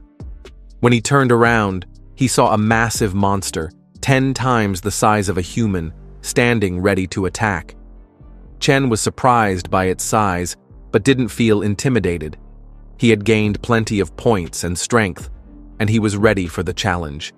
The giant monster threw a powerful punch at Chen. In response, Chen punched with equal force. The impact of their blows created an enormous explosion, sending both Chen and the monster flying backward. Chen quickly realized that while the monster was incredibly strong, it was slow, making it an easy target for him. Chen jumped high into the air and, with 2 swift strikes, killed the giant monster. The system sent another notification, informing him that he had killed a 5th-tier armor demon corpse and gained 100 attribute points. Additionally, Chen had discovered the demonic armor element, which would allow him to absorb the armor's power with 10 attribute points. Seeing the notification, Chen finally understood why the giant monster was so strong. The monster was a 5th-tier beast, which explained why Chen had to hit it over 10 times to bring it down. He still lacked a one-hit knockout move. As he fought, he suddenly heard a child's voice shouting for others to run away. Curious, he followed the sound and found a small girl with orange hair hiding under a table. It was the same girl who had stolen his chicken before. Despite that, she didn't seem to have any bad intentions. In fact, she had just warned him to run. As he stepped closer, he noticed the name Sandy written on her clothes. He knelt down, gently patting her head, telling her that she was Sandy, and introducing himself as Chen Cho. He assured her that she was his little sister now, and that he would take care of her. He urged her to come with him, promising to take her to the city and buy her some pretty new clothes. With that, he carried her out of that strange dimension and drove off in his car. As they passed by a lake, he pointed at the dark water and asked if she knew what it was. Sandy struggled with her words, but managed to explain that it was the black tide, something dangerous. Hearing that, Chen decided not to investigate further. Instead, he took her to a shopping mall and bought her many beautiful outfits. Then, they returned to his villa, where he made sure she had plenty to eat. Later that night, as he checked his status window, he reflected on his battle. He had been completely covered in armor, suppressing his internal energy. Even so, he had managed to unleash a burst of strength, strong enough for a guaranteed kill. With 80 attribute points left, he decided to use them to strengthen his armor. Removing his armor, he tried using his crimson flames again. To his shock, he had broken past the intermediate level. His strength had tripled. As the scene shifts to Ning University, a group of students had gathered for a meeting. A bespectacled student mentioned that the place they were training in sounded like it was at least lieutenant level. A girl frowned, questioning whether they had caught the attention of some secret department. Just then, another man entered the room, confirming her suspicion and explaining that a special department had been established in the city. He informed them that completing the training would make them lieutenants, but there would be dangers ahead, and that anyone who wanted to back out could leave. The students exchanged glances before responding in unison that they were in. At the warehouse, Chen trained relentlessly. With one punch, he tore a hole through an iron pillar. The Crimson Flame's power coalesced inside him, then burst outward. This, he decided, would be his one-hit knockout move. The sheer force of the punch was at least 150 tons, so he named it Exterminating Flame. After 100 punches, he stopped, thinking that should be enough. Now, if he faced that demonic corpse again, 3 punches would be more than enough. The next day, he drove his luxury car to Ning University. At the same time, a girl from the student group was inside a car with her friends. She glanced at him and smirked, commenting on how handsome he was. Her male friend, clearly jealous, pointed out that the car was expensive and that Chen must have been born with a silver spoon in his mouth, questioning why she cared about him so much. The spectacled student interjected, explaining that Chen had saved Lin from 4 kidnappers a month ago. The girl raised an eyebrow, asking if he was really that strong. Her boyfriend scoffed, dismissing the idea and suggesting that the so-called kidnappers were just some desperate guys, not real criminals. Meanwhile, Chen got to the campus with Sandy and connected to his Godzilla. He saw a submarine right in front of his eyes. Scanning it with his detection technique, he discovered that it was a yacht filled with bandits from Kangaroo Country. This, he thought, was a perfect chance to test his strength. Inside the submarine, the sonar detected something massive, 100 meters below and closing in fast. Panic spread among the crew as alarms blared. Realizing the danger, he quickly ordered his men to seal the back hatches and bring the submarine to the surface. However, another crew member reported that water was leaking in badly and that the giant monster was still attacking. The captain knew they had to act fast. He commanded his team to launch torpedoes and set the turbines to full power to escape as quickly as possible. When the torpedoes were fired, Chen saw them coming and swiftly swam away. He reached a speed of 200 kilometers per hour. At this speed, the torpedoes wouldn't be able to catch up to him, but this show had just started. Chen then took a turn and headed towards the submarine, and the torpedoes followed him. He immediately hid behind the submarine and the torpedoes. Unable to change their direction so fast, the missiles collided with the submarine and exploded with a huge explosion. Seeing the power of the explosions, Chen realized that if he were directly hit, he would definitely be injured. This made him understand that he had to get even stronger. As the scene shifts, we come to a freshers' party, and in there was the yellow-haired girl Lin, who was performing a traditional dance. A man standing beside Chen complimented the girl, saying she was one of the 4 beauties from all the new students, and that she danced as nimbly as a bird. When Chen saw the yellow-haired girl's face, he immediately recognized her as the girl he had saved on the road where she was lying. Sandy, sitting in Chen's arms, complimented the girl, saying she was very pretty. Lin finished off one of her performances and was ready to perform another act. But suddenly, one of the students climbed up onto the stage, telling the lady that he had fallen in love with her at first sight, and he wanted the lady to be his girlfriend and even marry him. But opposite to what he had expected, the lady immediately refused to comply to the man, telling him that if he had so much free time to hit onto the girls, he should get off the stage and study for a while and focus on passing the university first. Watching the student getting up on the stage and proposing, the audience started hooting, because the lady was the crush of many boys, and no one wanted another boy to take their crush away from them. They started telling the boy that only giving Lin a banquet of flowers was too old-fashioned, and he was just embarrassing himself. Lin realized that the man had been completely broken from inside, and his courage was completely shattered, so she finally told him that her audience won't let her say yes, even if she wanted to, and added to that, she did not even like the man anyway. So, it was out of the question. The scene shifts to a few hours later, and we see that both Sandy and Chen were walking around the university campus after finishing the freshers' party. But Sandy was shocked to see that Lin was waiting for our boy to appear, asking him as soon as he got near her if he still remembered Lin from 1 month before. Lin was not ready to wait for Chen to answer, immediately telling him and making him remember that Lin was the lady who he helped last month after she got drunk and was lying down onto the road, being abducted by some kidnappers. Chen already remembered everything about it and asked the lady if she had a problem with anything, and if she did not find what Chen did appropriate. Lin was not answering to our boy, just looking at his handsomeness and his ripped body.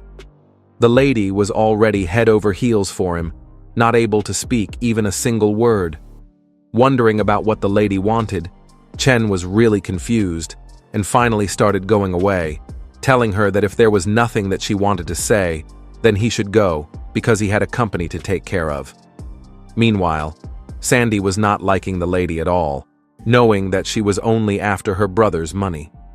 On the other hand, Lin was thinking that the car which Chen had brought was at least 2 million, and he was wearing a new watch along with a shiny pair of luxury shoes, which were at least 30,000, or even more.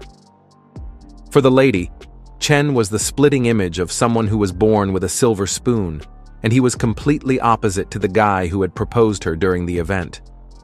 As the scene shifts, we see that Chen was ready in his armor and the 2-foot-long sword that was custom-made. He entered the mysterious town once again, and from Sandy, he came to know that the dark tide was coming, and he will have to find a solution for preventing it to come. Otherwise, everything on the earth will disappear. Chen walked inside the town for a while and stood before a 30 meters deep and 4 or 5 meters tall cave. He smirked, deciding that he will farm a lot of experience by killing the demons inside the dungeon. And after a while, we see that Chen had defeated multiple second-year mutated bone spear demon corpses, and he had gained multiple attribute points for defeating them. After a while, Chen encountered a special demon who was mutated with the ability of controlling flames. Chen was shocked to know that a demon corpse can evolve to wield the power of the flames, and asked the system if he can increase his armor resistance to demon attacks, especially the fire ones. The system adjusted the armor by using 10 attribute points, telling Chen that his armor had fused with materials from demons, and now even he can touch normal fire without getting burned. Getting this ability was kind of an overkill for him. But as the scene shifts, we see that Chen was also controlling the iguana, who was sitting on a shore near the Pacific. He saw that the ocean does not have many deep water fish, and mutated fish were also hard to find. Now, Chen realized that he will have to hunt for the mutated fish in the human-made fish farms. Meanwhile, somewhere underwater, we see that the Godzilla was already humongous. After eating these many mutated fishes and other sea creatures day by day, Chen decided that feeding the iguana with 20 fishes should do nicely for half a day of food and will give him a lot of experience. The scene shifts back, and we see that Chen was still training inside the dungeon, and he had encountered a new type of demon who was a really fast one. The creature was even breaking the speed of sound and was so happy by looking at new meat, jumping towards Chen and ready to slice him into half. Chen realized that this demon was having the sword skills, which are surprisingly nimble, and whenever the creature held a blade, his arm was shaking twice, and the sword's trajectory was changing. Chen realized that if he dragged this fight for too long, it would not be good, and he immediately started dashing towards the demon. But this was what the mutated creature wanted. We see that it was evolved from 2 demons combining with each other. The other head of the demon did a surprise attack and used a flamethrower, spewing a large amount of flames from his mouth. But they did not know that Chen was having a buff, which was preventing him from getting burned. The demon was shocked as Chen used exterminating flame and slashed it into 2 smooth halves, while killing the 5th tier demon and gaining 100 attribute points. Suddenly, a notification popped up telling Chen that a fusion core element had been discovered and he can spend 10 attribute points to extract it. Deciding to do whatever the system said, Chen had upgraded his sword with demonic materials, and the weapon had ascended to become extraordinary. Chen decided to test his new level of the weapon and slashed into thin air, creating a torrent of flames which was going towards the direction of the slash with insane speeds. Chen realized that now he can combine the power of flame and lightning to make a blast of energy from his demonic sword. After a few hours have passed, Chen finally got to the other side of the town, where he saw multiple new demons who were also mutated to look like spiders. But the forest was so quiet that he was getting a real uncanny feeling, and the boy decided to return to his warehouse first. As Chen returned, we see that Sandy closed the door of the other world, and looking at that, Chen was surprised, realizing that the girl who had become his sister was able to close a formless door, which meant that she had powers over space and time which are more mysterious than he had ever thought. For the time being, Chen decided to not think too much about it, and the system notification popped up, telling him that he can increase his storage space by using 10 attribute points, and Chen did just that, because he was carrying a 2-foot-long sword around in his hands, which was really getting inconvenient. 3 hours have passed, and we see that the iguana has grown 5 or 6 meters long and have gained over 500 evolution points. Meanwhile, the creature was hunting the human-farmed fish, which was tasting way nicer than the sea fish that he had tasted till now. As we come to outside the human farm, we see that a group of people noticed that something was happening to their tuna, even when they have got enough oxygen. One of the humans flashed a huge flashlight onto the water and realized that there was blood in the sea and something was killing the tuna. But as both the humans were disturbing the sea iguana from hunting, the creature immediately swapped his tail and broke the whole ship, sinking it into the sea and clearing all the evidence. As the scene shifts to the next day, we come to the new villa that Chen has brought, and as the boy was walking around, he realized that he have got over 100 attribute points left to assign. He decided to use 40 attribute points to strengthen his chi sense and 60 attribute points to strengthen his spring kick. This power-up caused him to break through the intermediate tier, and his kick was changed into the moon step attack. Chen realized that his sense has increased from 100 meters to 500 meters, and the moon step was allowing him to stay in the air for a little while. As the scene shifts, we see that Chen was combing Sandy's hair while listening to the news, where the reporter announced that a surprising black fog had appeared in the city, and it was covering over 100 kilometers, and it was causing the disappearance of many people, including reports of over 50. Chen realized that the same thing which happened to the Tiger Mountain town was repeating itself, and he knew that the world's peace would not last much longer. As the scene shifts, we come to the sea of a mysterious island where a submarine was traveling deep within and it was full of many researchers. We come inside a room in the submarine where a researcher was standing near multiple screens, and a muscular man asked him about how the professor's research was going. The researcher told the man, who was like a half-beast, that the professor has retrieved a special substance from the giant beast's body and even found the method by which the beast was healing itself. The man wondered about what extraordinary substance was there, because now they can create extraordinary humans if the formula worked. As the submarine resurfaced again, it had come to a mysterious-looking cave where the professor was standing, and the submarine was delivering a miniature nuclear plant, which was going to power something up. As the scene shifts to inside the cave, 2 people were standing near a large chamber, which was encasing a monster which was looking like the brother of Chen's Godzilla, and the creature was even 10 times bigger than the one we know. After the installation of the nuclear power was complete, the researcher told the main professor that the core power supply has been connected. We see the old professor, who was smiling after looking at the huge monster, telling everyone that the power has entered the beast's body, and it was finally recovering.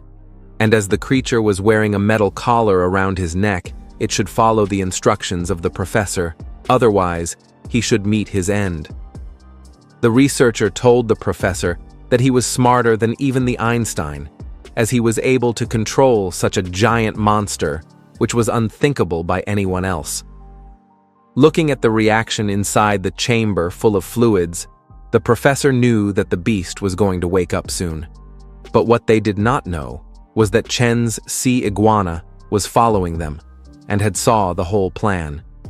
He realized that if these fellows were trying to revive the giant beast, then they were not good people, and they should just die. The sea iguana climbed onto the cave and was ready to kill each and every one of them, while the professor ordered the researchers to block the gate, or they will all be dead. Meanwhile, the old man decided to flee, telling the researcher that they should go to the submarine.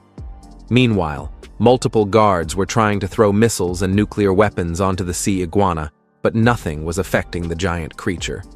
Just one stomp of the Godzilla was enough to cause mayhem inside the whole cave. And even when the researcher was running away, he was still scared, wondering if his death was imminent by the hands of such a huge devil. After so many relentless attacks, the iguana was still unharmed, and the soldiers were not able to understand about how a 24mm armor-piercing round and an exploding bullet together were not able to affect the monster even a little bit. The Godzilla started using his lightning powers, wondering about how little normal humans can do against him now. The iguana used ultrasonic roar, and it caused the whole dungeon to vibrate due to the high frequency. This much was enough to devastate all the humans present in the dungeon, but somehow both the researcher and the old man was still alive as they were finally climbing inside the submarine and thinking that they can save themselves. But Chen already knew that they were trying to run away. He was relaxed because inside the ocean, it was all his territory. But before the creature can even follow the humans, the beast inside the chamber started moving and a devilish aura surrounded him. Chen was not able to believe that such a giant monster was actually revived with such a terrifying aura. He decided to not get close to the demon and kill him from long range before the creature can even get powerful. Due to such a large amount of explosions, even such a giant creature was not able to do anything, begging the Godzilla to stay away from him because he was not strong enough to take these attacks head-on. As the scene shifts, we see that the system informed Chen that he had found a damaged ancient ruin, and if he wanted to absorb it, even when Chen was confused, wondering about what it was, he decided to absorb it anyways. And after absorbing, the health of the sea iguana was revitalized, and he gained extra 5 evolution points. Chen noticed that after absorbing the ruin, even when the clone was resting, he was gaining even points, and now the creature will not have to hunt all the time. We see that Chen was sitting in a random cafe where Sandy was eating a plate full of a huge cake, finding it really yummy. But suddenly, the boy's phone vibrated and he wondered about who it was. It was the secretary, who asked if Chen was free the next day, and if they should have lunch together. Chen knew that a little indulgence will do no harm, and told the lady that he will pick her up at 11 o'clock. As the scene shifts, we see that Chen was inside the teleportation door once again, killing the monsters of the dungeon, while increasing his agility and other points. He was shocked to see that the sword was so sharp that it could probably rip a tank to shreds, as he had killed a 4th-tier demonic creature. He gained 50 attribute points, and suddenly, Chen sensed another monster nearby. After running for a few hours, Chen reached a long caterpillar-like monster, which was growling and was ready to devour anything which came in his way. This caterpillar was so powerful that it even damaged Chen's extraordinary tier armor. The boy wondered about what he should do, using all the 50 attribute points to strengthen his armor even more. But this was helping Chen only a little, because the caterpillar was really overpowered for him, and had even got an energy wall which stopped Chen from attacking the creature directly. The boy knew that he cannot drag this fight any longer, and decided to use Exterminating Flame as the one-hit kill move, and just with that, the caterpillar was slashed into half, and Chen had really killed a 6th-tier demonic creature and gained 200 attribute points. He decided to use 100 points each to strengthen his external chi and crimson flame. As he focused his flame onto his sword, he realized that the temperature of his fire has increased from 3,000 to 10,000 degrees, and his attack distance has also increased to 30 meters, making it easy to take out one dragonfly monster with each strike. Chen was finally sitting inside his room after a long and hard training session, pondering over his abilities, realizing that external chi was increasing his power and Exterminating Flame was his one hit, knocked-out move along with Crimson Flame for his long distance, and Chi Sense for sharpening his senses, and this was only the abilities. Chen was also having various demon-repelling armors and weapons which helped him. Now all Chen had to do was to train up his Collapsing Punch, Sky Step, and his control over the lightning skill. On the next day, Chen was standing near his luxury car when a junior female student came to him and asked him if they should go and eat lunch, telling the boy that it was on to her for paying. Hearing that, Chen told the lady that they should have seafood. Chen came to his usual go-to-luxury restaurant and ordered his favorite seafood from various countries. The girl who had came with him was shocked to see that the bill was over 70,000, and even after she brought a lot of money. She had only brought 10,000, which was 3 months of her living fees and allowance. Even when the lady did not want to, she asked Chen for lending her some money, because she had brought less, promising the boy that she will pay him back later. But Chen, as generous as he is, told the lady that he had already covered the bill and they should enjoy their seafood. The lady was eating the tasty food while she was falling for our boy, telling him that she had heard that Chen had opened a seafood company, which was really amazing to think about. She had also heard from her classmates that Chen did not come to school often because he was busy managing his business. Chen just smuggled, telling the lady that it was not necessarily true because he was busy in slaying monsters and leveling up, so he had no time to manage the company. The girl was a bit shocked after hearing everything, wondering if Chen was just playing some kind of a game while taking leaves from the university. But just then, another crab came into their table, and the lady started enjoying the delicious taste, forgetting about what they were talking about. But Chen was really sad, as a terrible thought came into his mind. He wondered if he would be able to enjoy such luxurious meals even after the apocalypse hits the earth and everything becomes dangerous. After eating the super expensive food was done, Chen took the lady to a luxury goods store where very rich people were coming and going. Some were doing some window dressing, while some were actually buying dresses for themselves or their loved ones. The lady was shocked because after Chen finished the eating, he wanted to go to shopping. After spending 80,000 for a meal and dropping 20 or 30,000 in clothes. The lady had already realized that she could not even buy one of the buttons on Chen's dresses with her living allowance of 2,000 a month. But Chen was not telling her to spend anything and grabbed the lady's hands, telling her that they should go and get some clothes before the shops closed down. But this new gesture by the man sent shivers down the spine of the lady, while she wondered about why Chen was grabbing her hands and if he was thinking that the female was easy. After a few hours of shopping, Chen took it to the billing counter lady and gave her his card to do the billing. The counter lady immediately recognized Lin, thinking that he had already brought a few beautiful ladies with him and spent a lot on them previously. But now, Chen was accompanying an even more beautiful girl, and that was done so quickly, just within a month.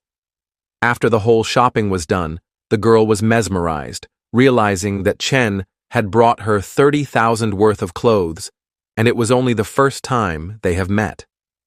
She had realized about what Chen was doing and knew that it is what is called spending money like water. The lady was having some dirty thoughts, wondering if Chen would next bring her to a hotel and take all the returns for the money he had spent. But at the same time, we see that Chen was sensing something really ominous in a nearby gym. A dark, red-eyed, shadow-like monster attacked all the gym members, making them run for their lives, while some of them were not lucky enough and even died. Chen was able to sense everything because of his heightened senses from his attribute points, and he immediately told the lady that he had some urgent matters to take care of and that she will have to go back to school. Chen made sure that he will be the one to see off the lady, so that she will not find it weird. But this was rather shocking for her because whatever she thought about Chen's intentions was wrong, and he was not doing anything naughty with her. The girl wondered if he was taking things slow or if he was just overthinking. But it was not the reality at all, because Chen knew that if he did something with her without proper control on his outrageous powers, then maybe things would really get out of hands. Chen shifted his mind and realized that a tear in space has appeared nearby, and he started running towards the direction of the gym. Sometime later, Chen started looking through the windows inside the gym, wondering about what the thing he sensed was, because this was the real world, and even then, a polluting aura has appeared all around it. After a while of searching and running all around the gym, Chen finally found out the dark shadow which had emerged out of the space tear. This being was called a polluted monster, and Chen stood near a dark alley where the creature was smiling devilishly, wondering about how Chen had found him in such a short amount of time. But sensing fresh meat of a young man, the monster was not able to control himself, transforming into a rather ugly-looking creature and jumping towards Chen, asking him to die so that he can eat some fresh meat. But all the expectations of the monsters were in vain, because Chen just jumped in the sky and used his low kick skill, killing the low-level polluted monster and gaining 5 attribute points in just one hit. Chen realized that the creature he fought was just polluted with the dark aura and was not demonic, like the dark elf from before. As the scene shifts, we see that the broken head of the polluted creature was resting on the ground, while the department has outlined it with a chalk, restricting its access. The police chief told all the students who have arrived on the scene that he wanted to use this polluted individual to see if the students were training good enough. But someone killed it before they can even arrive on the scene, and by the destruction of the creature and the particles which have flown away so far with burn marks on them, everyone guessed that the human who had killed the monster was actually a really super-powered one who can control the fire element. Even the deputy chief was now in shock, wondering about how someone was able to control flames when there were no records of any such awakened in their corporation.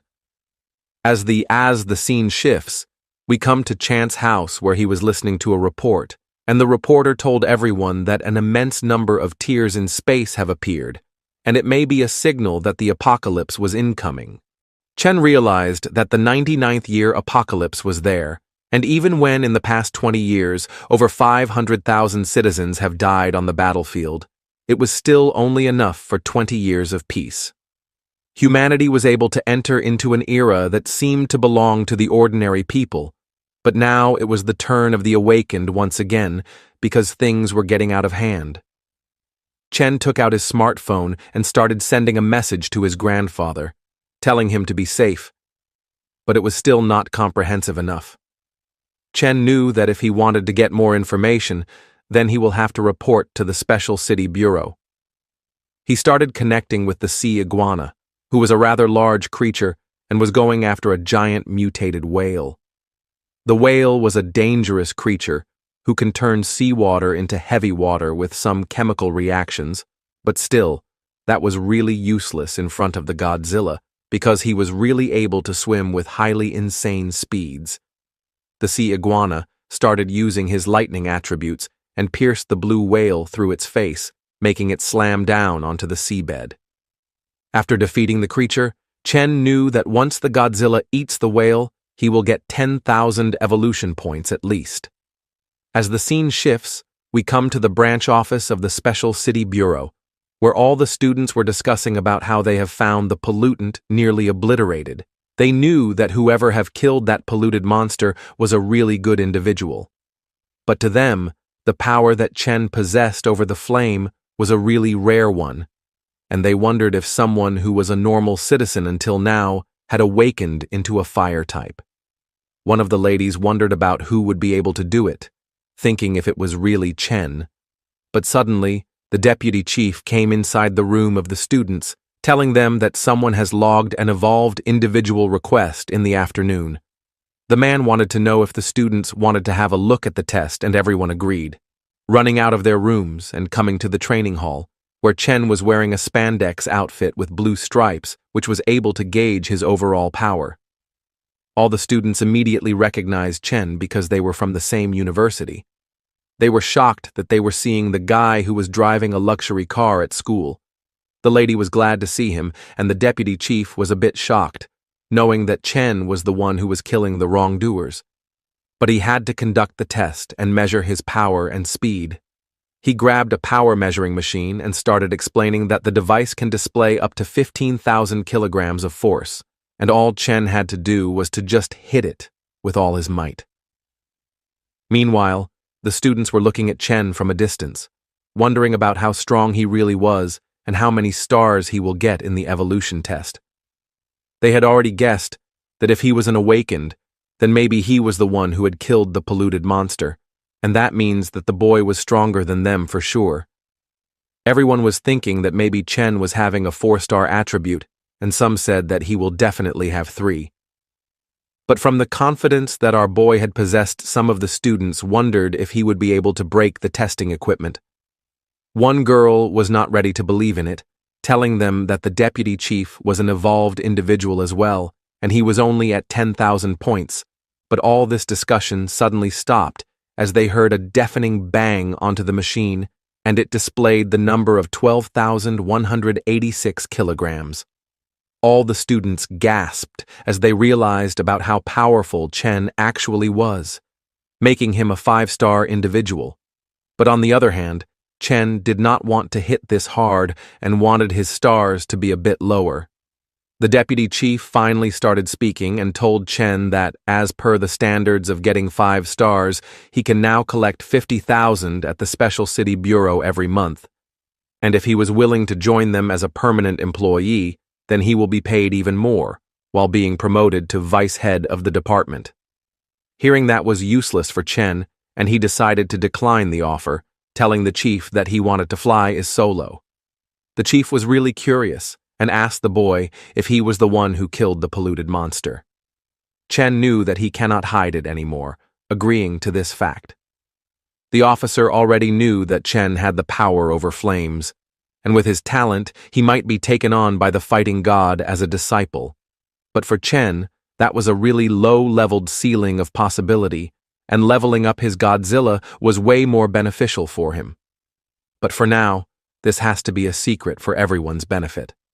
Even after the chief tried to persuade Chen in joining them, the boy kept on declining, and on the very next day, a special announcement was put onto the Special City Bureau, telling everyone that Chen had passed the evolution test. He was the first-ranking individual among all the evolved civilians with the 5-star rating. Everyone was commenting with shock in the forum, not able to believe that someone with 5 stars and the top ranking had finally arrived. Looking at this news, everyone started calling out to Chen, asking him to take care of them in the future. Chen was just smiling and telling everyone that they should not worry as he cut the last call of Manager Lee. For Chen, everything was changed now, and even classmates who have not seen him in years have called to congratulate him. He was feeling like a god amongst men.